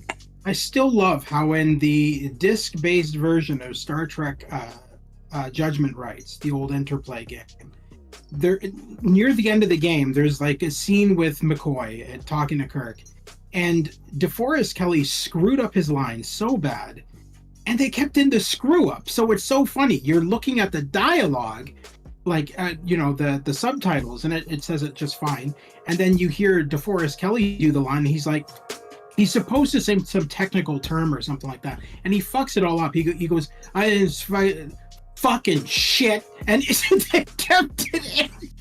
So I'm like, what just happened? DeForest Kelley had a nuclear meltdown in the game, and they kept the original subtitles but put in his screwed up lines. To be fair, that suits Bone perfectly, though. No, it's perfect. It's great. He was... You just know there is at least one time on the Enterprise where he looked and he's like, Jim, I'm tired of your shit. Fuck off. Yeah. Oh, you gotta play that at some point, Ollamh, and see So, just what? what I'm hearing is they accidentally booted Lower Decks up early. Kind of. Yeah. We can thank DeForest Kelly for Lower Decks. But I also noticed that in a recent game I was playing too. There was a DLC that came out for a game that I have, and it was like a Christmas DLC. And one of the voice actresses screwed up her line, and we all caught it when I was live streaming it, and we're just like, how did you screw up that line? But the other question is, why did the audio directors keep the screw up in the game? I don't know. I don't understand how people miss that. You have multiple takes. Why would you put in the mistake? That's one of those things where they might not have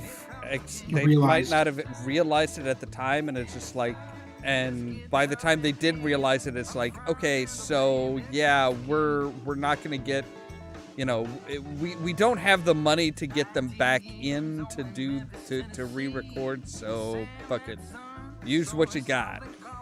This is why when you save the voice line, you save it as this voice line specifically, like what the dialogue is, not just voiceline12.exe. Yeah.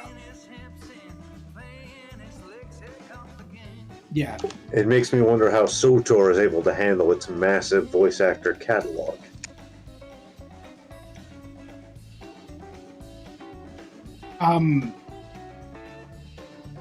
In the case of that game though that I was playing, it was an indie game, so I can completely understand why the screw up was kept in. I mean, they probably just didn't realize. But in the case of Interplay and DeForest Kelly having a nuclear meltdown, I think they just kept it in because they thought it was funny. I'll be honest with you. I'm pretty sure that's the only reason that was kept in. Well, you also have to remember how much did it cost to get him into the recording booth. It was his final performance before his death. So yeah. I'm willing to bet that was probably pretty costly. Oh yeah, no, those games were very costly, both the first and the second, because they brought in the entire original voice cast. They even had the original actor who played Trelane read lines. Wait, seriously? Yep. Yeah, he's in the game. Yeah. Yeah, no, they had a big cast for the Star Trek 25th Anniversary and Judgment Rights CD-ROM version. And honestly, at this point, I don't know why people are going to the disc-based, like the floppy disk-based version of the game, when the CD-ROM version has so much more going for it. I mean, not just enhanced visuals, but slightly enhanced visuals, mind you. But just the voice lines are fantastic. Like, I mean, you actually feel like you're a part of the 1960s Star Trek episode. I still own my copy. I'm sure it doesn't work anymore, of course, of the Star Trek 25th Anniversary before Judgment Rights on floppy disk. Just 25th Anniversary, yeah. And I'm like, Judgment Rights would be like an addendum later, but I was playing that thing on a PC speaker because we didn't have a sound card yet because we had just gotten into the computer world. Mm-hmm. I bet that was a unique, fresh kind of hell. Kind of, yeah. I love how we say things like that just so casually. Yeah, I didn't have a sound card. You know, this predates newfangled things like onboard sound. Back in the days where we were like, graphics card? What the fuck is that? I had a whopping 2 megabytes of RAM. I mean, it's still such a meme joke, but I am one of the kids that remembers dial-up internet. I remember 15 megabytes. Yes. Oh yeah, no, same. I had dial-up internet for a good majority of my childhood. And I loved waiting an hour and a half just to check my email. It was so much fun. Oh, that was a good day. Yeah, right. Yeah. See, you kids talk about that, and then it's like me and Ras are sitting here like, yeah, we remember BBSs when you didn't have email. It was one line into the server. You had a certain amount of time to post stuff and do stuff on it, and then you had to wait 24 hours to go back. Oh, here's the thing. Yep. I didn't grow up with the internet. So first of all, my first browser was Netscape in 1997. But my first computer experience, the first computer I ever had to learn with, was an Apple II. No internet, dot matrix printer. The only games we had were text-based. Duke Nukem 3D came out. We got a new Sierra. My dad's like, "Hey, come play this." I was like, "Holy shit, what is this?" Yeah, those were the days of I remember those days. I also remember, like, you know, before the official Wasteland, the precursor to Fallout, the BBS version of it, where it was just like a whole lot of X's and. It's like, look, I may be a youngin', but all of us can sit here and be like, no, we remember the before times. See, I remember being amazed when Prodigy came out. It's like, holy shit, what? Let's see, what was the first FMV game that I actually played? So I want to say the ones that I remember playing first are Myst and Seventh Guest. But we also had one called Critical Path, which I swear to God, I hate. What was that? I'm trying to remember. There was one. Critical Path was terrible. Wasn't that the one with Walter Koenig? I think all I remember is that the mascot, like the main person talking to you, was some girl with a headset and a fucking Panasonic camera strapped to her head. Yep. Yeah. Walter Koenig was her, like, Chekhov from Star Trek. Walter Koenig. He was her partner. Yeah. The last time I played Critical Path, I was like 6 years old. Picked it up once. Like, put it down, never picked it up again. Yes, this is the one. Okay, so the first FMV game I remember playing was a game called Countdown. Yes. Yeah. Oh my god. I actually still have that installed on my computer. Oh my god, that game. Yeah. Whoa. That was torture. At least the first part of it. The first section of it was just, it was goddamn nightmare. Because you were like, you wake up in this mental institution, you can leave your room, but you have to make sure not to run into any guards. Yeah. And you're trying to escape, but in order to properly escape, you actually have to, like, find this dummy, and then find clothes, and then go back to your room, dress the dummy up in clothes that look like yours, put it in the bed so that the guards don't look in and realize that you're missing. It was about the point where you're going, you know what? No. Which is ironic considering how many times that puzzle has been done in video games since then, because remember Space Quest 6 had the exact same puzzle. Yeah. When you were in the brig and you had to, like, escape. Yeah, but at least there you weren't, like, it wasn't like timed. It wasn't like, oh hey, you know, so you're away from your room, you know, you think, okay, well, I just have to stay away from the guards. The guards can't see me. Okay, I'll learn their patrol routes, and all of a sudden it's like, game over. It's like, wait, what? Fucking why? Why the fuck am I? Why? Because the guards realized you weren't, you know, they checked your cell and you weren't there. It's like, what, do I have to go, you know, for the longest time I'm like, wait, do I have to go back to my room every so often? So I did. And okay, like, now I know exactly what Countdown is. I was thinking it was something else.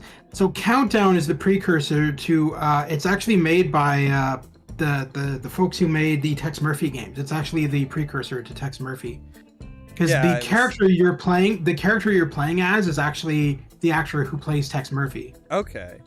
Yeah, it was a precursor. It was their experiment before they released Under a Killing Moon. It was kind of like the experiment, quote unquote experiment, to see how it would work.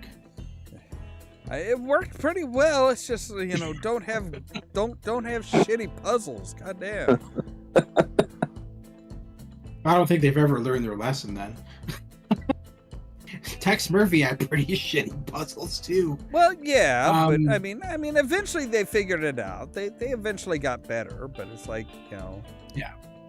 That one, like I said, it was just like the biggest problem was they never explained anything to you. At least with Tex Murphy, it's like, oh hey, so yeah, I died, and then it's like, hey, maybe I should try something along these lines. It's like, oh, okay, so they at least kind of give you a little bit of a clue, a little bit of a hint, rather than just like, hey, so the guards didn't notice you weren't in your room, and they put the entire facility on lockdown, so you're dead.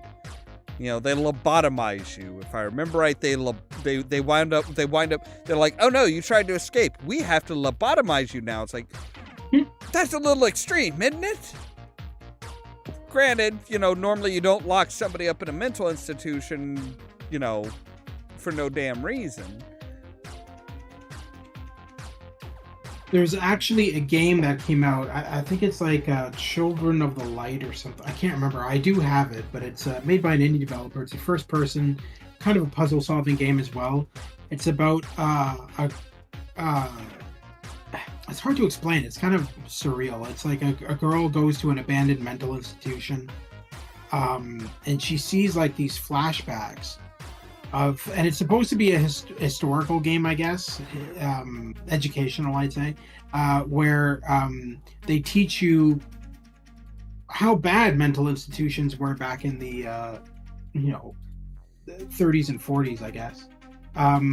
So the flashbacks are all of this character getting tortured in this mental institution and everything like that.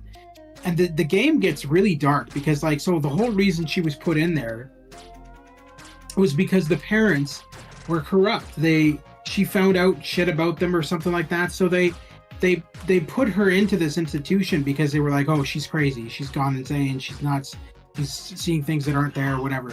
And they didn't need any documentation or whatever. So they just locked her in there. And she ended up going insane, actually, from all the shit that they were putting her through, the torture, the rape. She was like there's one part where she goes to have a bath and she's raped by one of the guards. And then the ending of the game, you finally get to leave the mental institution. But what ends up happening is they let her out because they're like, well, we feel like you've gotten better or whatever. So she gets let out, and her parents aren't there to get her. And they tried contacting the parents because she has to live with someone, and they can't find the parents. So they just shove her back into the insane asylum, and they're just like, well, you got no other relatives, you're going back in. And then a week or so later, one of the higher ups in the insane asylum, who really hates this character, ends up just giving her a lobotomy, and that's literally how the game ends. And I'm like, the fuck? Yeah. What did I just play? What? That's how the game ended. I was like, this is not a happy ending. No, I mean, and that's the thing. It's like, yeah, you look at the history of mental institutions. It's like they're not. They are. Oh, yeah. They're nasty places. It's like, you're talking about like the 20s and 30s. It's like, hell, go back to the 19th century, and it's like, oh fuck. Oh yeah. It was pretty much, you're just kind of locked up, and it's more of a prison than anything else. I do Throw find them away that, and forget. Yep. I do find that the company that made that game, though, the developers, they may have a screw loose because they made a sequel to it. Well, not really. I don't want to say it's really like a direct sequel. It's like a whole new story, but it's called Martha is Dead. I'm sure you guys have heard of it, but there's like one part at the beginning of the game where you like kill your sister, and then you like take an X-Acto knife and carve off the skin of her face and then wear it. And I'm like, what is wrong with you? Why would you make this, put it into a game and make it that detailed? Like, I mean, that game, there's no censorship in that game whatsoever. What you're saying is this game is a cry for help? I don't know. I feel like there's quite a few games out that are like, you have to wonder what's wrong with the writers and developers of these games. Because they're clearly not all there in the head. They can't be. This just makes me wonder if you've seen Buckshot Roulette yet. I don't even know what that is. It's exactly what it sounds like, actually. That sounds terrible. You play as a faceless character who is in a nightclub, comes face to face with a nightmare entity who hands you a shotgun and goes, "Hey, we're going to play Russian roulette." This is a game. This is a game. I'm guessing it's a Steam game? I believe it is on Steam, yes. Yeah, I believe it's only $1. I'm good. I would Even hope at- so, because it's like, at that point, it's like, Even at $1, I don't Yeah. know. Well, the best part is you have to sign a safety waiver at the beginning. And then in the second round, you start getting items. And one of the items that you accidentally get is the safety waiver of God, which is spattered in blood. Reminds me of Resident Evil 7, the 21 DLC. They had a DLC for Resident Evil 7. That's the one with the Baker family. And they had a DLC for it where you played the game 21, the card game 21. But if you lost, your character would get tortured by I can't remember the Baker son's name.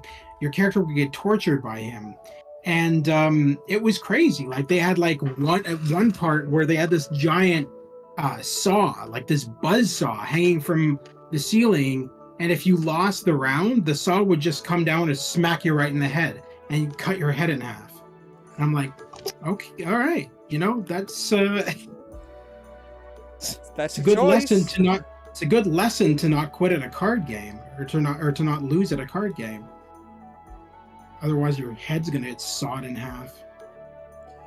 But it was interesting. I mean, there's a lot of weird games like that, because there was another one called Agony. Have you guys heard of that game, Agony? I've heard of Agony. I don't recall it right offhand. I've watched bits of it, unless I'm thinking something else. Is this the one based in hell? Yes. That game is so yes. demonic. I was going to Freaking play that, so but then I demonic. just watched one boss fight, and I was like, yeah, no, fuck this. I mean, it looked like someone said, "Hey, can you, H.R. Geiger, could you make a chick tract?"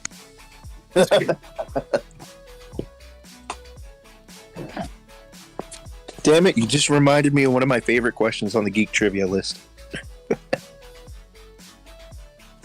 But yeah, there's like one scene in it where like it's right near the beginning of the game where like this demon has like a baby in his hands, and he puts the baby down on the slab and then proceeds to smash its head open with this giant boulder.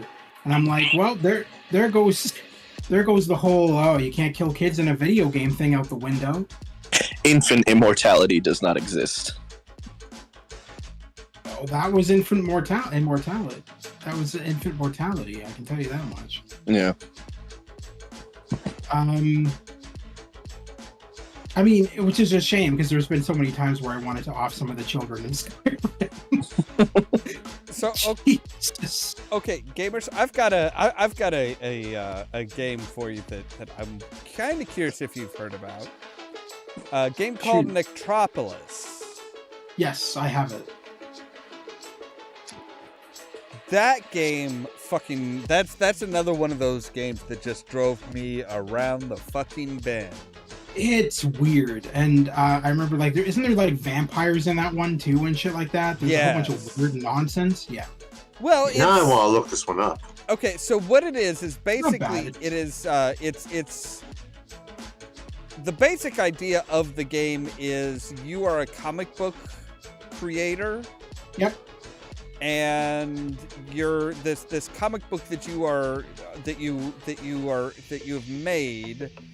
You are actually like you wind up basically going into the comic book and taking the role of the main the main hero.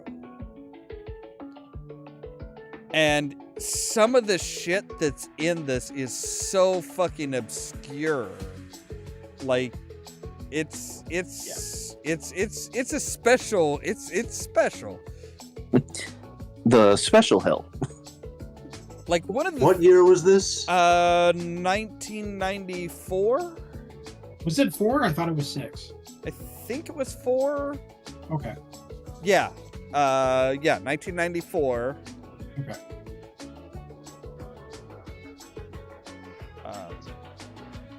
Actually, for reference. I was gonna say, if you got a link. Yeah. Yeah, it was definitely weird. I never. Did you ever finish it? I never did. I did.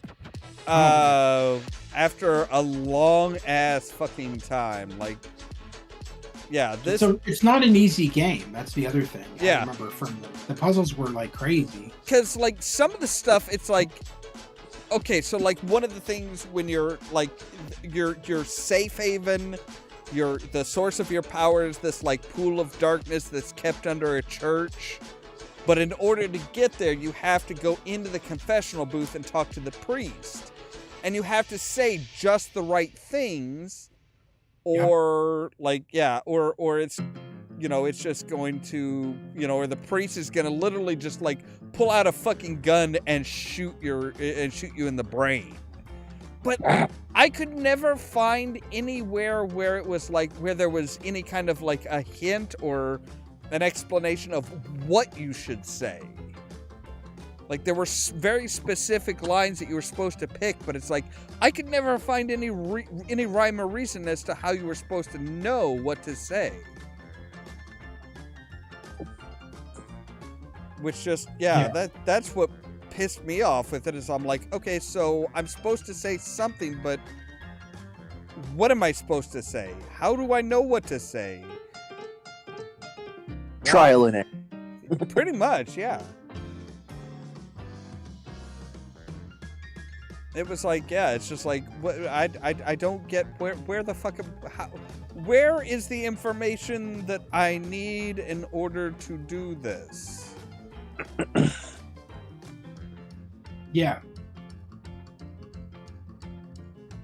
Yeah, I do remember the game. I definitely never beat it. I can't even remember how far I got in it either. But it's one of the games that I didn't originally have the game. So there's I think I gave you the site before. There's a gentleman who takes old abandonware games that you can't buy anywhere anymore, and he reprograms them to run on modern operating systems. So you can run these games on like Windows 10, Windows 11, and everything, and they still have the exact same quality that they did when you originally ran them back in the day. And there's no enhancements or anything. It's the original games, except that they run a lot better. But he was one of the guys who made Star Trek Borg able to run on modern operating systems. And so I was like, well, I got friends who me and my friends know how to use AI to convert video to better quality. So I was like, I could not stand the way that Star Trek Borg looked back in the day. This interlaced video, you could barely make out faces on the characters. Yeah. So I showed you on your channel, on your Discord, I showed it before and after, what the graphics look like, and after we used AI to, yeah, whether it's like, yeah, it's so dark. I mean, that was the thing with the before shots. I'm like, I mean, it's like, yeah, it's fuzzy and it's got all the lines and stuff, but it's like, it's so dark that you're like, wait, what the? I mean, I literally had to squint at that one. I'm like, what the fuck is this? What the shit? Yeah, no, it was terrible back then. And see, so I have all the videos on my computer, just sitting there. It's like, I don't even know how big it is. It's a couple of gigs anyway, worth of high definition 4K visuals of Star Trek Borg, all of the cutscenes, everything. But now I need to find a way to incorporate it into the original game. But I don't know how much work that's going to be. Because am I going to have to reprogram the game at that point? Or do I just shove in the videos into the video folder that the original videos were in? Like, I don't really know. And that's where I need to get a programmer involved or someone, right? And then if I can get this done properly, it'd be just really cool to be able to play the original Star Trek Borg, but with 4K visuals as opposed to 480p if they even had that. Yeah. Okay. Give me just a moment here. I need to run up and grab another drink real quick. Okay. You guys talk amongst yourselves. And actually talk this time, damn it. Didn't we just have this entire section an hour ago about how we have this thing about silence? Well, yeah, about how, we try to make sure that there's no dead air or anything. But, it's like when I go to get something to drink, it's like usually you guys just like clam up. Our brains just shut off. Well, I mean, I've been sitting here wondering if I should derail the topic with this question that I had originally put in the geek trivia, but spun off onto another video idea. But Go on, derail. As we choose. So the question is actually kind of broad, but I'm actually curious what you guys would choose, which is if you could choose power armor from fiction in order to have in real life with all of the abilities it entails, what would you pick? And I gave examples, but I don't think I want to limit you guys because I actually want to hear what you say. Sorry, what was the question again? If you could have power armor from any media in fiction, which power armor would you choose?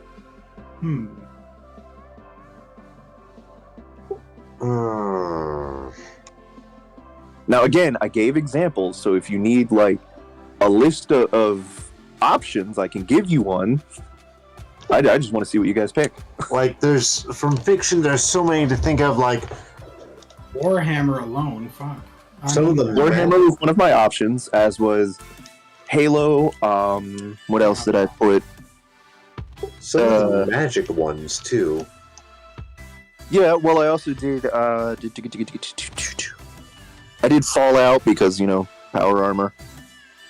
I did Avatar, G.I. Joe, Crisis. Oh, I wouldn't consider the Avatar. Those are more like mechs more than anything else. Yeah, and that's why it spun off into a video idea, because it's like, wait, this topic is so dense. This is not just a geek trivia question. This is a video, because what do we consider power armor? And I was like, so technically everybody keeps saying, oh, well, the power armor from Aliens. I was like, that's not a power armor. That's a loader.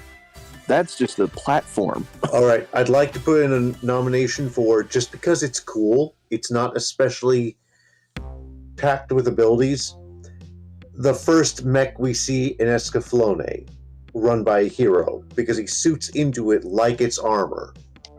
It's partly magic, partly giant mech.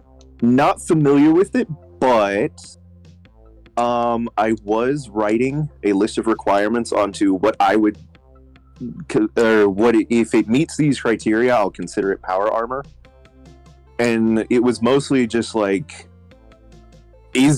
you wear it like armor, or is it a vehicle, which Gamers was pointing out, the ones from Avatar are more vehicles, they're more mechs, so that automatically also rules out Mech Warrior, which, okay. But also are their abilities dependent on the armor? Like, if he takes it off, is he still just as capable? Can he still do everything he can in the armor, just lesser? Yeah. And is there a Henshin sequence? Because we're not counting Power Rangers as power armor. Yeah, no, that was not that. I wouldn't even consider that to be power armor anyway. Gizmo Duck. Gizmo Duck had power armor. Yes, Gizmo Duck had power armor. Iron Man's an obvious one. Let's see. Yeah, I put Iron Man as one of the options as to you could choose that from I want an Iron Man suit.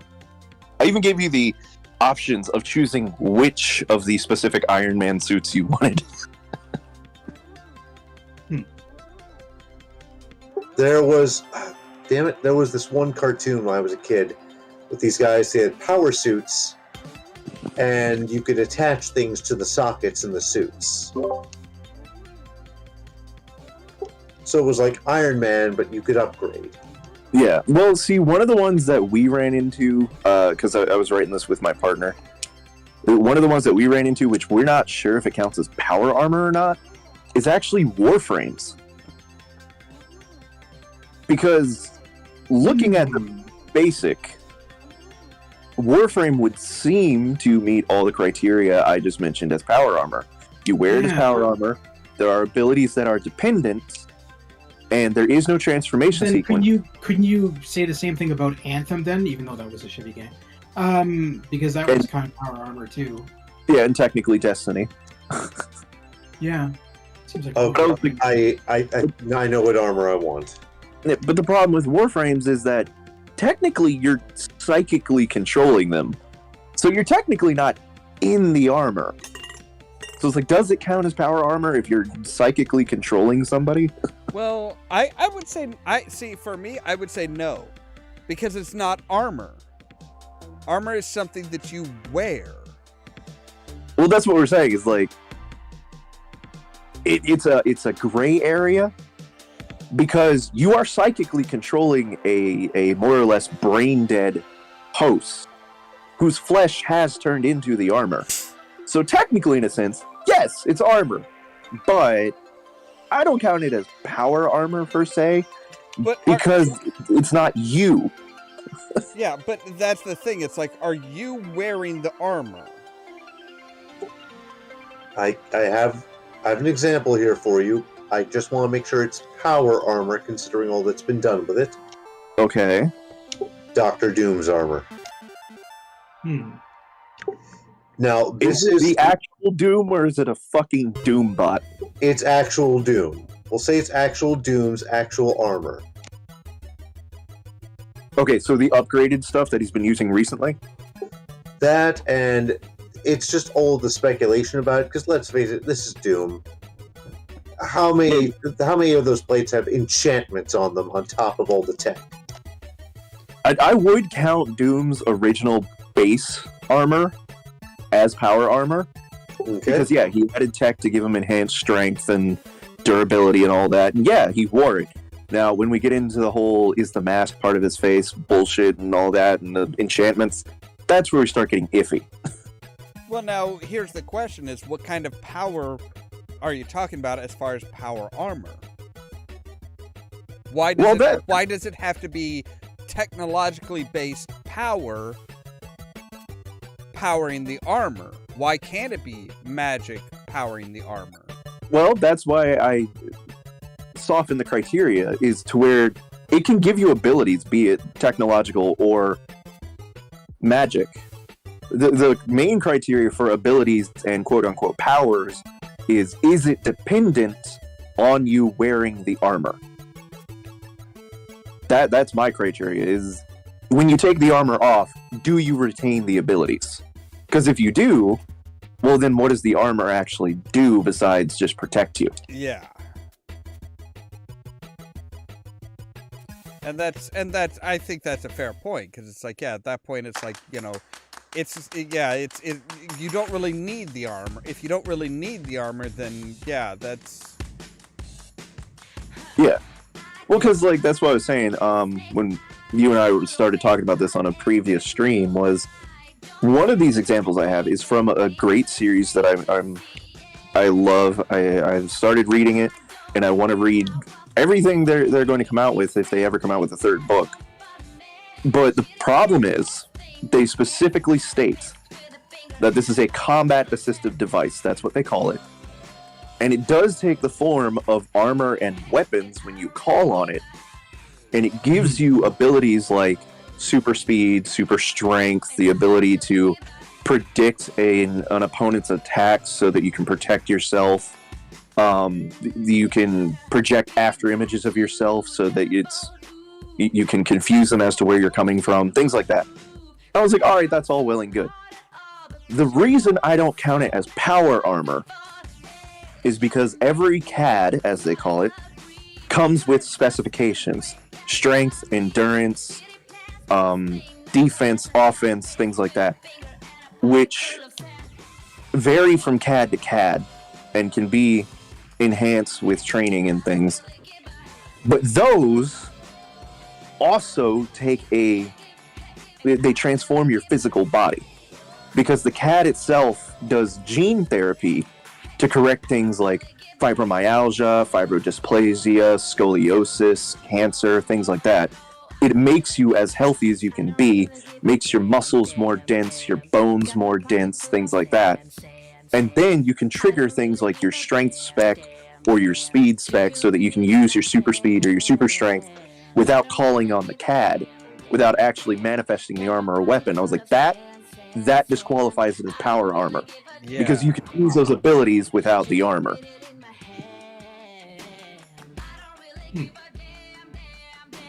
Yeah. It's a great series. It's called Warformed. If you guys want to look it up, it's on Kindle, relatively cheap. I'll have to take a look. The first book is The Iron Prince, and then the second one is Fire and Song.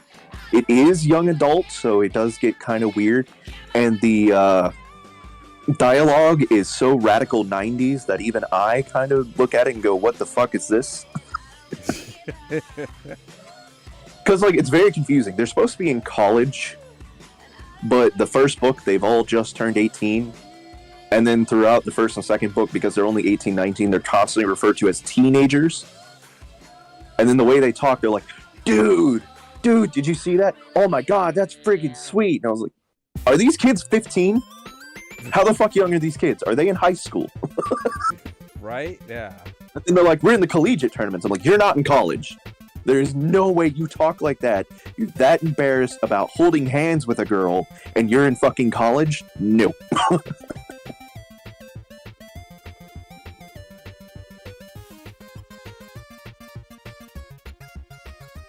Yeah, that's... sooner or later they're just gonna have to acknowledge the fact that, hey, just if you don't actually know a teenager or something like that, please don't try and write a fucking teenager. Well, I think part of it is that some of these interactions, a lot of this is just like the dialogue makes it sound really fucking horrible. Because, what adult do you know, college age, that uses words like friggin' or dude? Like, by that point, most of us have graduated to just cursing every other word because that's what we want to do. But problem being, Kindle, like YouTube, has profanity guidelines. So I was like, okay.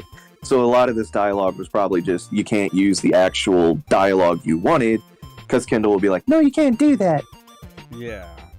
But then I go on to the other section. I'm like, but then again, Kindle has like damn near hardcore porn, so that doesn't make sense.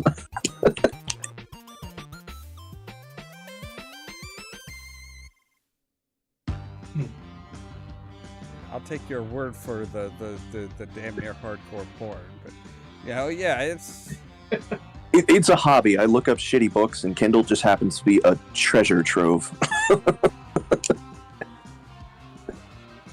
again, not quite the term I think I would use for shitty books, but I mean, all right.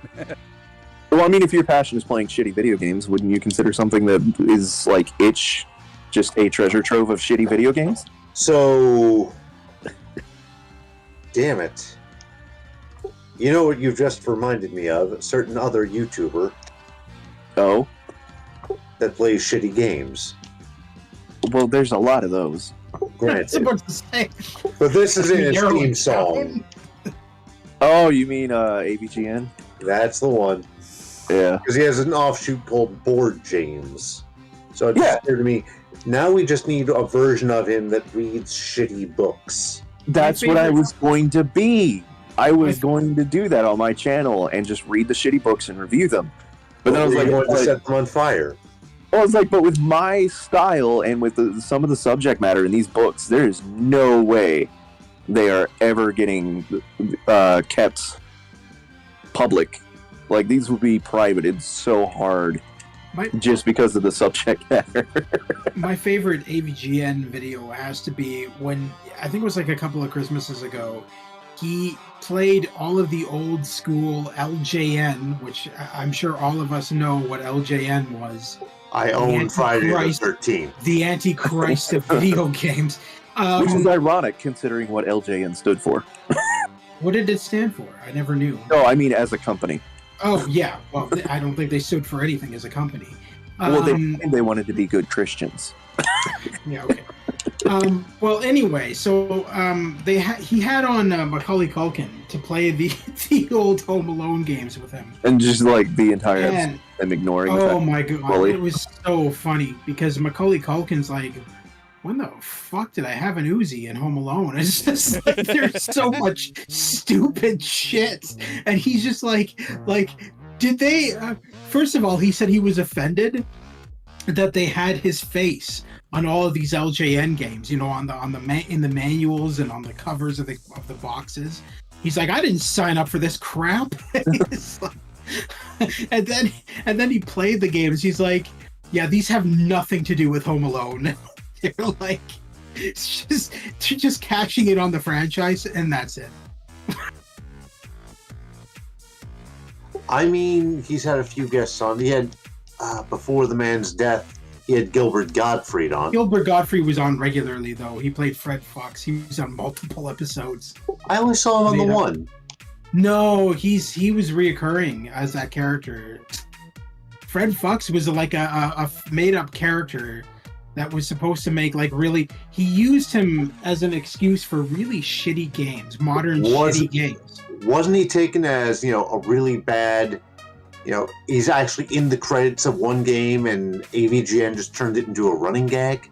I can't remember what game he was in. Excuse me, Mr. Deer, if you try to hit me one more time. I don't remember. I just remember that the whole joke was that it was just Gilbert Gottfried living in the middle of the Amazonian jungle or something. He's like, yes, I want to make video games. It's like, Jesus Christ. And then And the apparently- games he made were absolute shit. And then he always had excuses for them. It's like, yeah, well, why is your game crashing every 5 minutes? Well, you see, he'd always have an excuse for everything. It was so stupid. So I just looked him up. Fred Fox is apparently a real person. Oh, God. Well, then I feel sorry for him. He works for the Canadian Broadcasting Corporation, but he apparently Oh, did Christ, even better. he apparently did do okay, so AVGN saw Fred Fox in the credits of Bram Stoker's Dracula, the video game, I believe. So he just took the guy's name. He made up his own character, but with that name. Right. He took the name, and then Gilbert Gottfried played him. I swear, I only saw him in the Life of Black Tiger episode. I saw Fred Fox come up, but I only saw Gilbert Gottfried the once. Oh, no, Gilbert Gottfried, I'm pretty sure had reoccurring roles.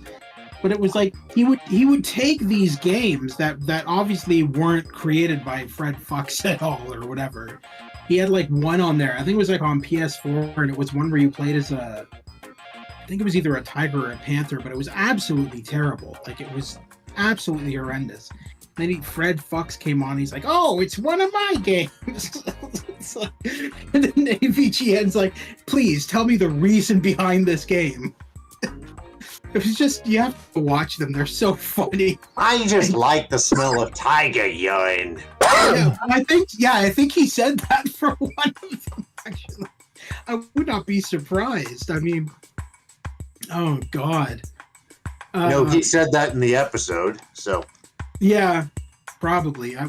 No, he did. I watched that thing. No, I believe you. It's Gilbert Godfrey. He didn't. I don't think he was given lines.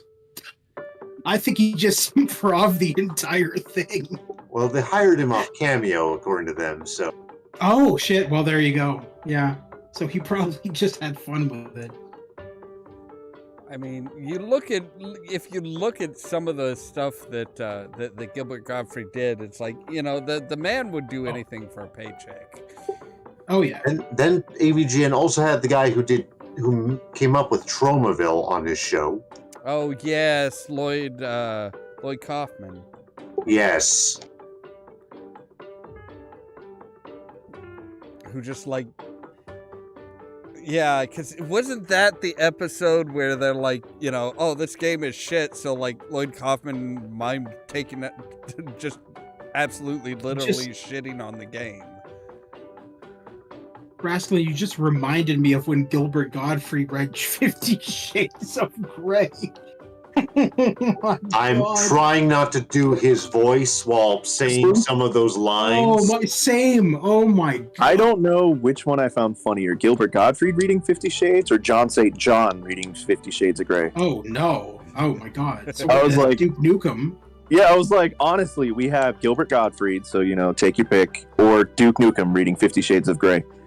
Which, honestly, now that I think about it, I have to go with Duke, because there's just something about Duke saying things like, my inner goddess was doing a fan dance. Like, oh God. I think my favorite out of the Gilbert Godfrey one was like, this girl is just getting ready to like, she's listening to it on audiobooks and she's getting ready to get all horned up and everything like that. And then Gilbert Godfrey's voice comes on. He's like saying these raunchy ass lines, and she's like all turned off. She's like, "Well, that's that." The other reason I have to go with John St. John is because honestly, it was Team 4-Star, and they just handed him the book, and they gave him an entry that a fan had told him that he wanted him to read. But John sat there, read through the book. He goes, "Wait, no, I have to read this line." And everyone's like, "What line could you possibly have to read?" He's like, "No, you don't understand. This is like a matter of pride. If I don't read this line as Duke, I would not be Duke." And he read it, and he's like, Christian held out his hand where he held two shiny balls of steel.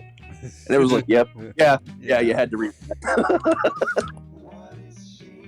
That's funny.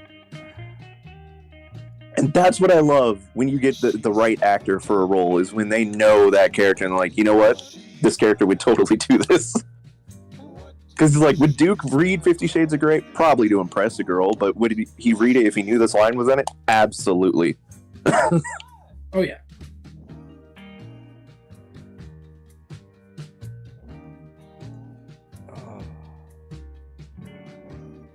We have fun. We do. That's kind of true. the point. Yeah. If we didn't have fun, why the hell are we doing this? Well, I think this is a night where we all are kind of remembering how much fun we have, because we haven't done this in weeks. Exactly. God, I've needed this. So Rasklin, have you heard Gilbert Godfrey doing the aristocrats joke? Yes. So it's another thing that should be banned from that joke in Helsing Abridged. Look, the true tragedy of Gilbert Gottfried's passing is that he died too soon to be on the Night Court relaunch. Wasn't he? He was in the original Night Court, actually, wasn't he? In the last season, yes. Okay. So because he winds up being the prosecutor. Here's my question. I have a question about that reboot. It's a continuation, but sure. Or the continuation, yeah. Whatever. I want to know when they're gonna bring in Brent Spiner's character. That is an excellent question. The moment Brent hears that he's allowed to come on. Because it's like, he had a reoccurring character on Night Court. Yes, the redneck dude. Yeah. Other recurring characters included Mel Torme. Mm-hmm. But most of the reoccurring characters, those actors have passed away by this point. But it's like, come on, you've still got Spiner. That's kind of where he really got noticed as an actor and stuff. It's like, come on. But the other question is, would he want to do it, or would he steer away from it? Because I know that in the case of Star Trek Picard, he was really bitchy about that entire role and everything. He didn't want to put on the makeup. He didn't want anything, no contact lenses. So for Star Trek Picard, they literally CGI'd makeup and contact lenses on him. He wasn't in outfit at all. Yeah, he just wore the uniform. That's kind of the point though with Star Trek with the role of Data. He was, the makeup and everything was a lot. It was a lot. But with this, it's like, there's not much. Yeah, there's no makeup or anything like that he has to go through. So it's like, Well, he would have to dye his hair at least, or something. No, he wouldn't. No, he wouldn't. John Larroquette isn't dyeing his hair. Yeah, I was about to say, it's a continuation. Obviously, these guys are older. You would expect them to have the gray hair. Oh, right. Yeah, he's. I've seen a bit of it. I was just happy that this is a minor spoiler. They bring Roz back for a bit. Okay. I love how they still give spoiler warnings on this show. Well, to be fair, I've only seen episode 1 of Picard. You've only seen one episode? It was the first episode. It was the one they put out for free. Oh. I've seen one clip of Picard, and that's because I heard 7 of 9 became the Borg Queen, and I was like, whoa, I gotta see this. I wasn't a fan of Picard. I didn't even bother to get past the first season because I remember the part where Picard goes to Starfleet and he asks for a ship, and the Admiral of Starfleet, or whoever the fuck she was, she literally was like, fuck you, Picard, and blah, blah, blah. There is so much swearing in Star Trek Picard. And I think that Gene Roddenberry would have been disgusted by the route that they took with that series. Well, I think the problem with Picard is, as much as I like Picard, I will admit to being a full-on Picard fanboy, when you focus something like Star Trek onto one specific character, you lose what Star Trek is all about. Yeah. So Picard was a great captain, but that was because you got to see what he did with his crew. You got to see how he dealt with, Worf and Riker and Data and Troy and all them, like, trying to live on the ship together and deal with their individual shit. But when you take Picard out of that and just focus on Picard, you lose, like, most of that character. And I think that's why they tried to bring back some of the other characters, was because they started to realize that probably a bit too late. And then they brought in like Riker and Troy and everybody, but I don't know. And see, I feel like it's a missed opportunity because they brought in 7 of 9. And I was like, Picard in 7 of 9 that sounds great. Because I would love to see how Picard gets over that. Because he was Borg. Yes. Yeah. And so he hated the Borg. He was like Shatner with Klingons. He hated the Borg. So you get him with like, I was Locutus, and she's like, I was 7 of 9. I was like, that's a great bonding experience, first of all. And then like I watched the clip, and I was like, oh, they didn't bother going into that at all, did they? Jerry Ryan did state in a more recent interview that there's going to be a 7 of 9 spin-off series now. So, I wonder how they're gonna deal with that.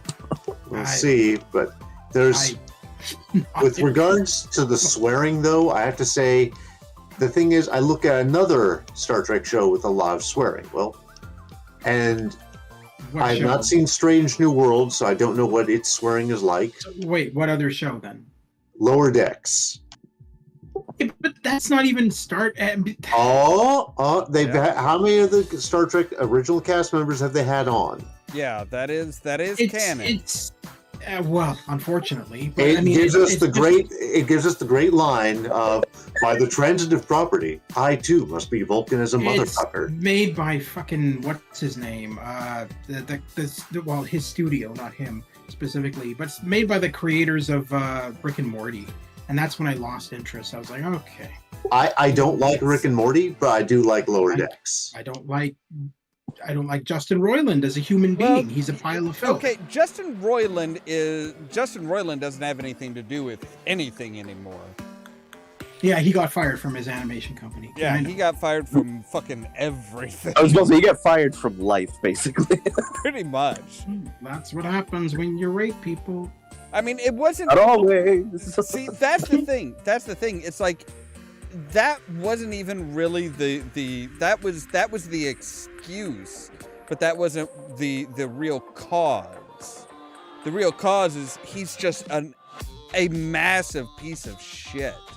Like, I did hear that he treated all of his employees at the company like ass. I have heard that. Yeah. I mean, to be fair, I used Rick and Morty as an example of that. Everyone's like, well, how could he turn out to be a horrible person? I was like, did you watch Rick and Morty? Do you think a normal, like, well-adjusted person comes up with that shit? I will admit, despite hating him as a human being, I did like High on Life and his other games. I thought they were really well done. I thought they were inventive and funny as hell. But I could never get into Rick and Morty or any of his other shit. I have watched Lower Decks. I watched, I think, season 1 and season 2, but I stopped after that because I was like, it's okay. It's certainly funny, but it's not my kind of show. I'd rather just watch regular Star Trek than a show that not necessarily parodies it, but just makes light of it. You know, it says a lot. The old cartoons that we used to grow up with in the days back when... Remember when Ren and Stimpy was considered problematic? Or Beavis and Butthead? Remember when there was an 80s version of Mighty Mouse from the people who brought us Ren and Stimpy? See, I can't watch Beavis and Butthead. So, like, I ended up buying, and I don't necessarily regret the decision, but if I could turn back time, I probably wouldn't have bought it. But, I bought the entire box set of Beavis and Butthead, like the entire. It's got all the movies. It's got the entire series, not the reboot, just the original. And I can't watch more than 2 episodes before I want to smack my head against a brick wall. I feel like as I'm watching it, I'm legitimately losing brain cells. And I'm that's what I'm thinking. Like, think of the shit that we had when we were growing up. Ren and Stimpy, Beavis and Butthead, to an extent, Rocko's Modern Life. We had King of the Hill in more recent years. Yeah. We grew up on shit like that, which was just gross, vulgar, mean-spirited, all that shit. And yet we still look at shows like Rick and Morty and stuff, and we're like, this is going a bit too far. See, Beavis and Butthead was stupid. Ren and Stimpy was just strange. I didn't necessarily think it was risque. It was just odd. It was just the stories were just odd.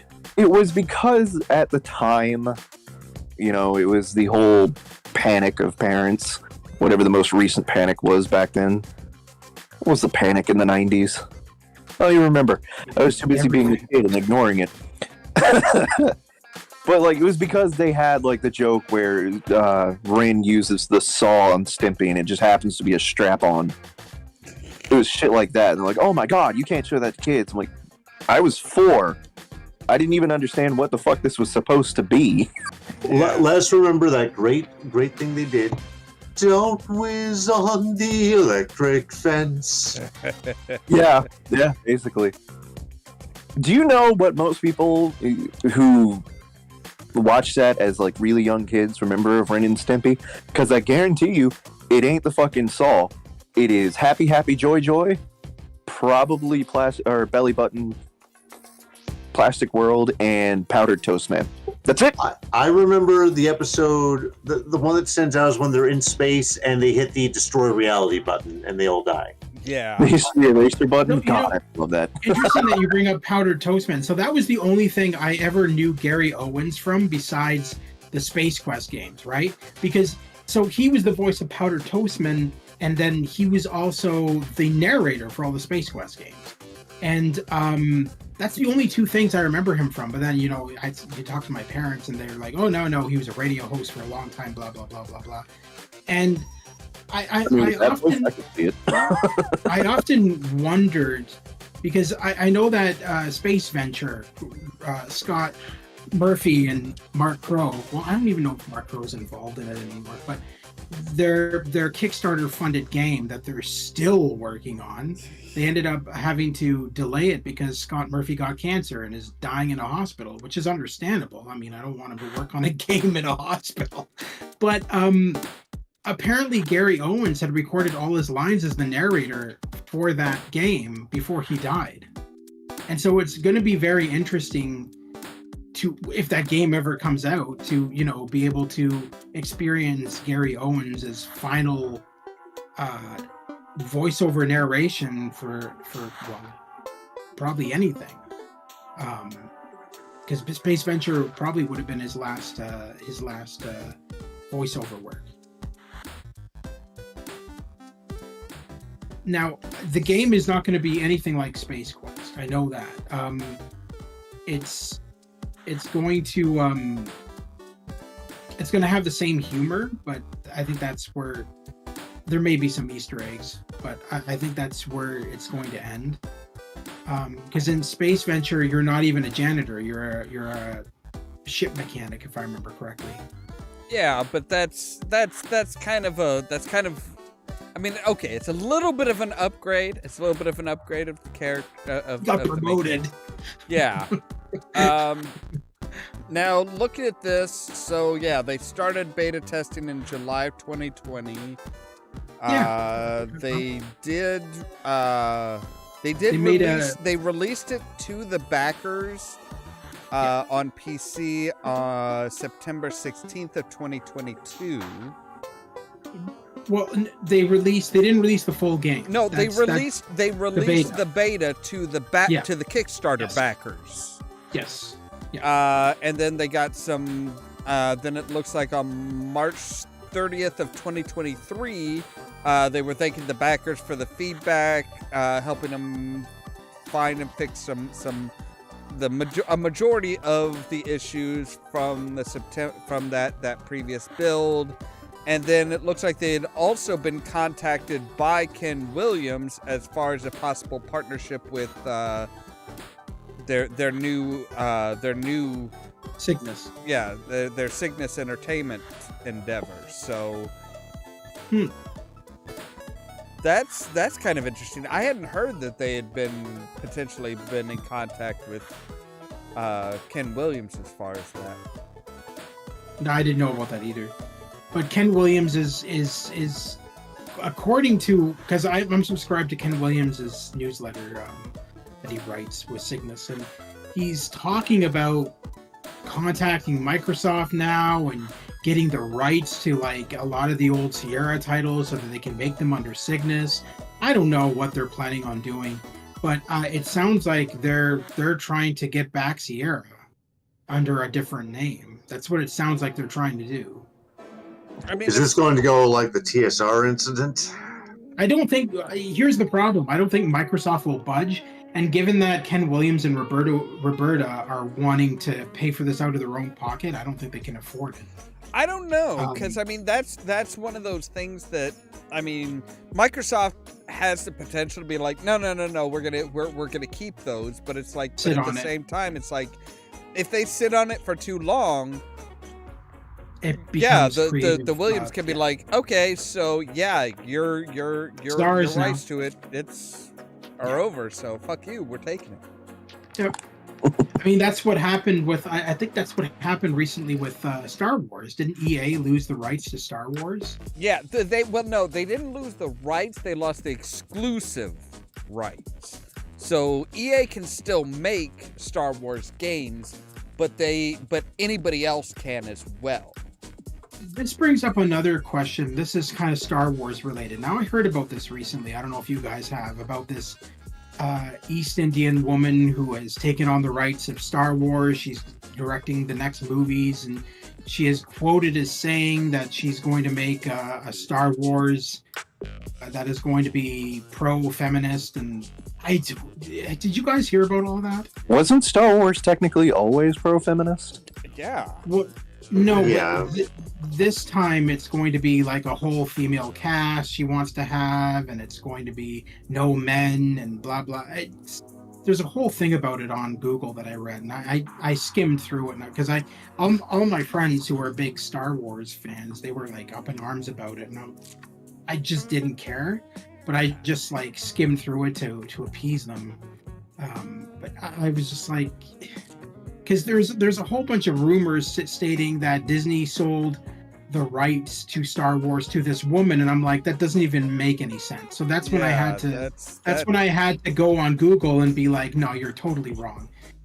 All they did was they hired her as a director for some upcoming Star Wars movies. She doesn't own the rights to Star Wars. Yeah. You honestly think Disney, when they get a hold of something, they're just gonna sell it? They're just gonna sell it to some random person? Oh, Yeah, we're what- gonna sell it. Disney got Yeah. rid of the rights that made me iffy about that. Am I the only one who nowadays, anytime someone starts saying the word feminist, I just tune them out? Yeah. Because I don't know. I just don't understand her comment. Let me see if I can find this. She made a comment that she's planning on making a Star Wars film that'll make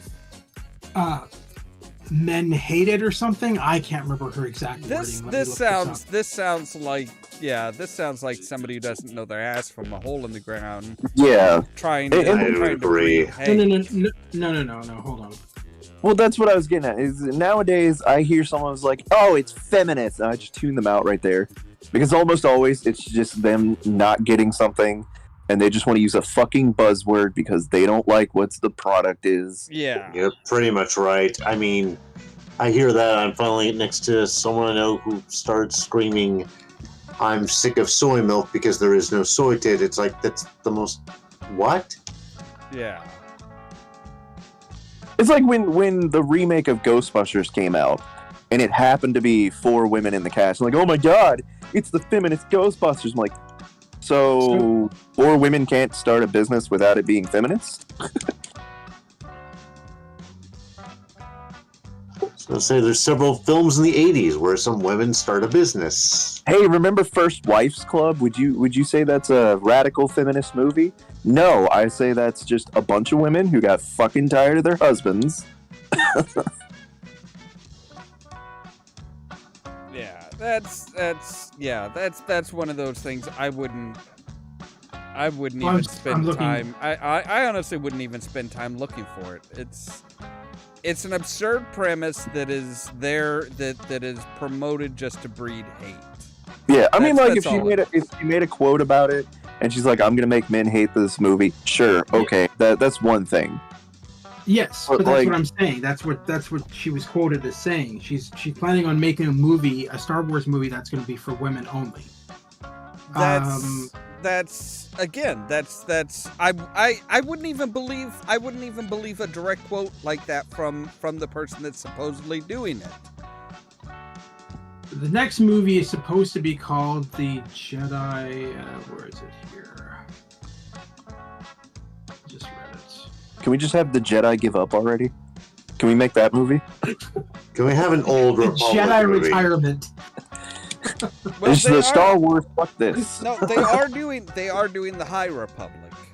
The High Republic. I kind of just want to go way back and do old. Back when the Sith Empire is still a thing. I just Jedi want Order, that's accurate what it's called. representation The of next Star Wars- elements of the EU that we liked. The next Star Wars movie is called The Jedi Order. It's being directed by Charmin Obaid Chinoy. Don't know who. She's the one who everyone's up in arms about.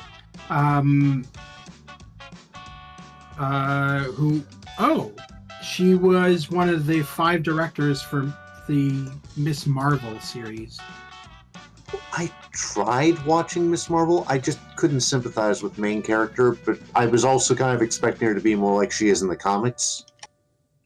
I mean, Where she's... Go ahead. see, for me, the Miss Marvel series, I enjoyed it. Okay, that's fair. I mean, it was one of those things where it's Oh. like if you're looking Okay. deep into, if you're familiar with the comics, no, you're not going to like it because it's not like the comics. No. This is what people are up in arms about. Now I'm seeing what it is.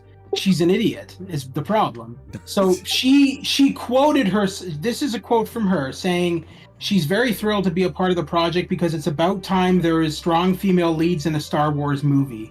And then everyone is saying Obadiah Chinoy is also flat out wrong and an idiot. Has she even seen any of the Star Wars movies? Carrie Fisher's Princess Leia played a major role in the first 3 films and was a strong female lead. Yeah, it's like that was from the beginning. The fuck? She is apparently stating that there has never been a strong female lead in any Star Wars, and she's going to change that. Yeah. Oh, boy.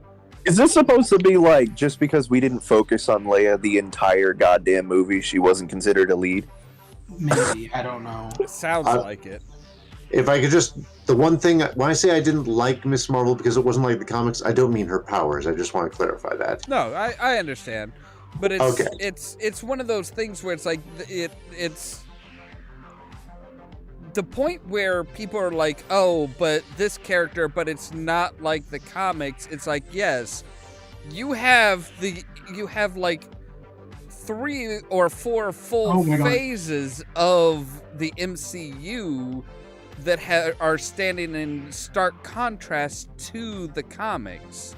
You can't say, oh, we're going to make it just like her origin and everything. We're going to make her character just like the comics. That's not the world that they're writing in.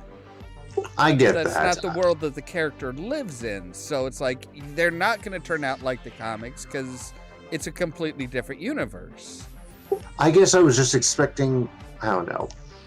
She's always seemed like she's the Spider-Man, or at least she should be the replacement Spider-Man as far as her role in the comics. And I guess I was expecting to see that kind of, I don't know, that same attitude from the character. I just wasn't seeing it.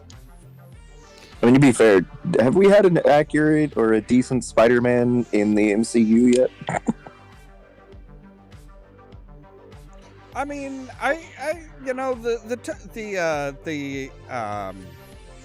fuck, what's his name?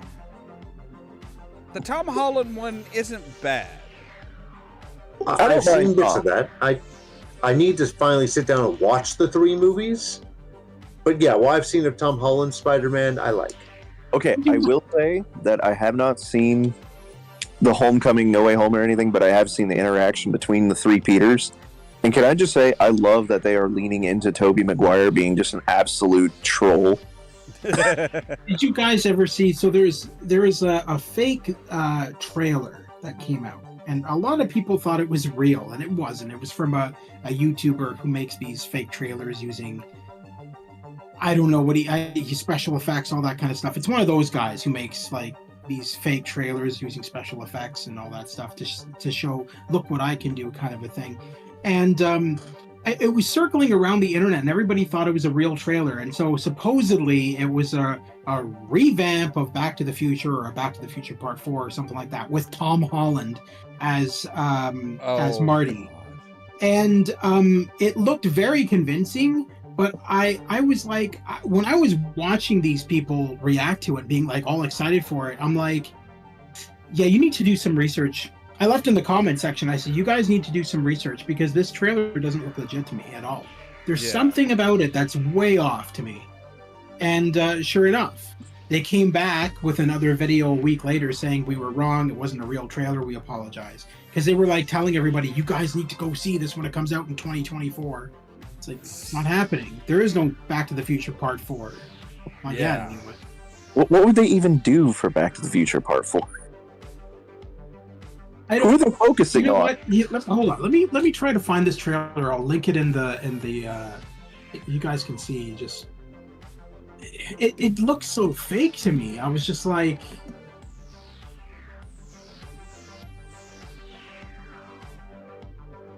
yeah, full trailer 2024 Tom Holland. It's so stupid. All they did was they took cutouts from his various movies and slapped it. I don't know. It looked way off to me. I'm like, that looks like I recognized some of the facial features from some of his other films and stuff like that. And that's why I was like, this doesn't seem legit to me at all. It just seems kind of off. Something's off here. Yeah. Anyway, there's the trailer. I linked it into the Pirates crew.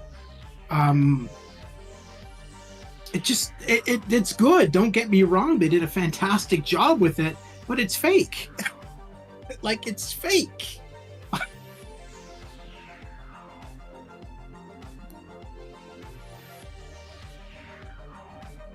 Yeah, that's there's a lot of shit like that going around that it's just like, okay, that's, come on, guys. Come on.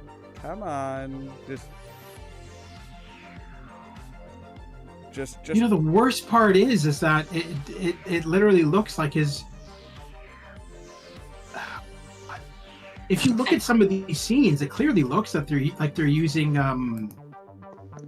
a face rig, not face rig. What's it called? The one where you can scan people's faces over top of other people's faces. That's what it looks like. Oh to yeah, me. the deep fake technology. Deep fake. Shit, yeah. That's what they're doing. It's clearly, obviously, deep fake. And I'm just like, are you guys for real? I mean, the trailer looks okay in some spots and looks like ass in other spots. And that's why when I was like watching it, I'm like, what? Okay, so we've been going for about 3 hours. I think it's time to call it a night. I'm starting to get pretty tired. Yeah, no as worries. well. Okay, yeah. Sure. And then next week we'll do game night. Are we still thinking geek trivia? Ooh. I'm thinking we'll just do Jackbox, I think. Damn it, for this working one. too damn hard on this geek trivia for you to keep overlooking it.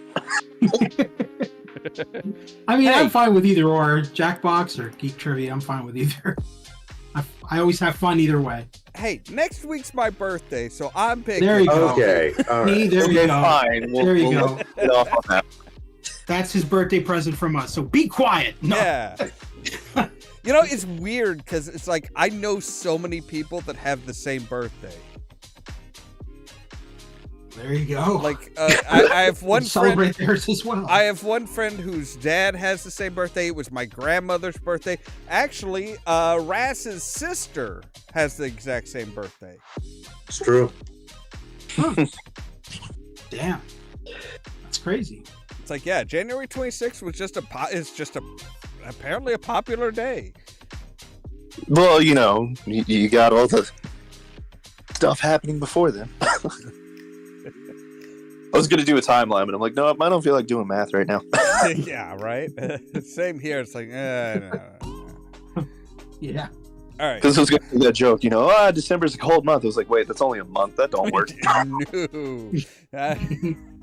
Look, I'm good, but I'm not that good. All right, you guys want to say your good nights? Good night. Yeah, good night, everybody. Happy new 2024, New Year, since we haven't seen you guys since like last year. And check out my channel. Going to be streaming some classic 90s FMV games that are really bad with horrible acting and probably should never have been made, but we're going to be streaming them anyway. I'm hoping you do Harvester. It'll be on the list for sure. Tune in tomorrow night for Over the Edge on Community Radio for East Central Illinois, 90.1 FM, WEFT Champaign. Streaming online at new.waft.org/listen. And hey, you might even have special guests tomorrow night. Who knows? I'm open to the idea. I'm open for it. All right. Well, I'll go ahead and do my outro, and I'll talk to you guys later. Take All right, care. bye. Have a good night. Later. I, All right. As always, thank you guys very much for watching. If you liked the video, don't forget to the like button. If you're new here, don't forget to press the subscribe button. If you want to be kept up to date when we go live and everything like that, make sure to ring the bell. YouTube might actually notify you. If you want to make sure to get notified, check out the social media links down below, the Facebook page, the Twitter account, the Tumblr account, and the permanent invite for our Discord server, where I make sure to post when we go live and stuff like that. All that so that you can stay tuned for more from Ollamh Productions. Cheerio!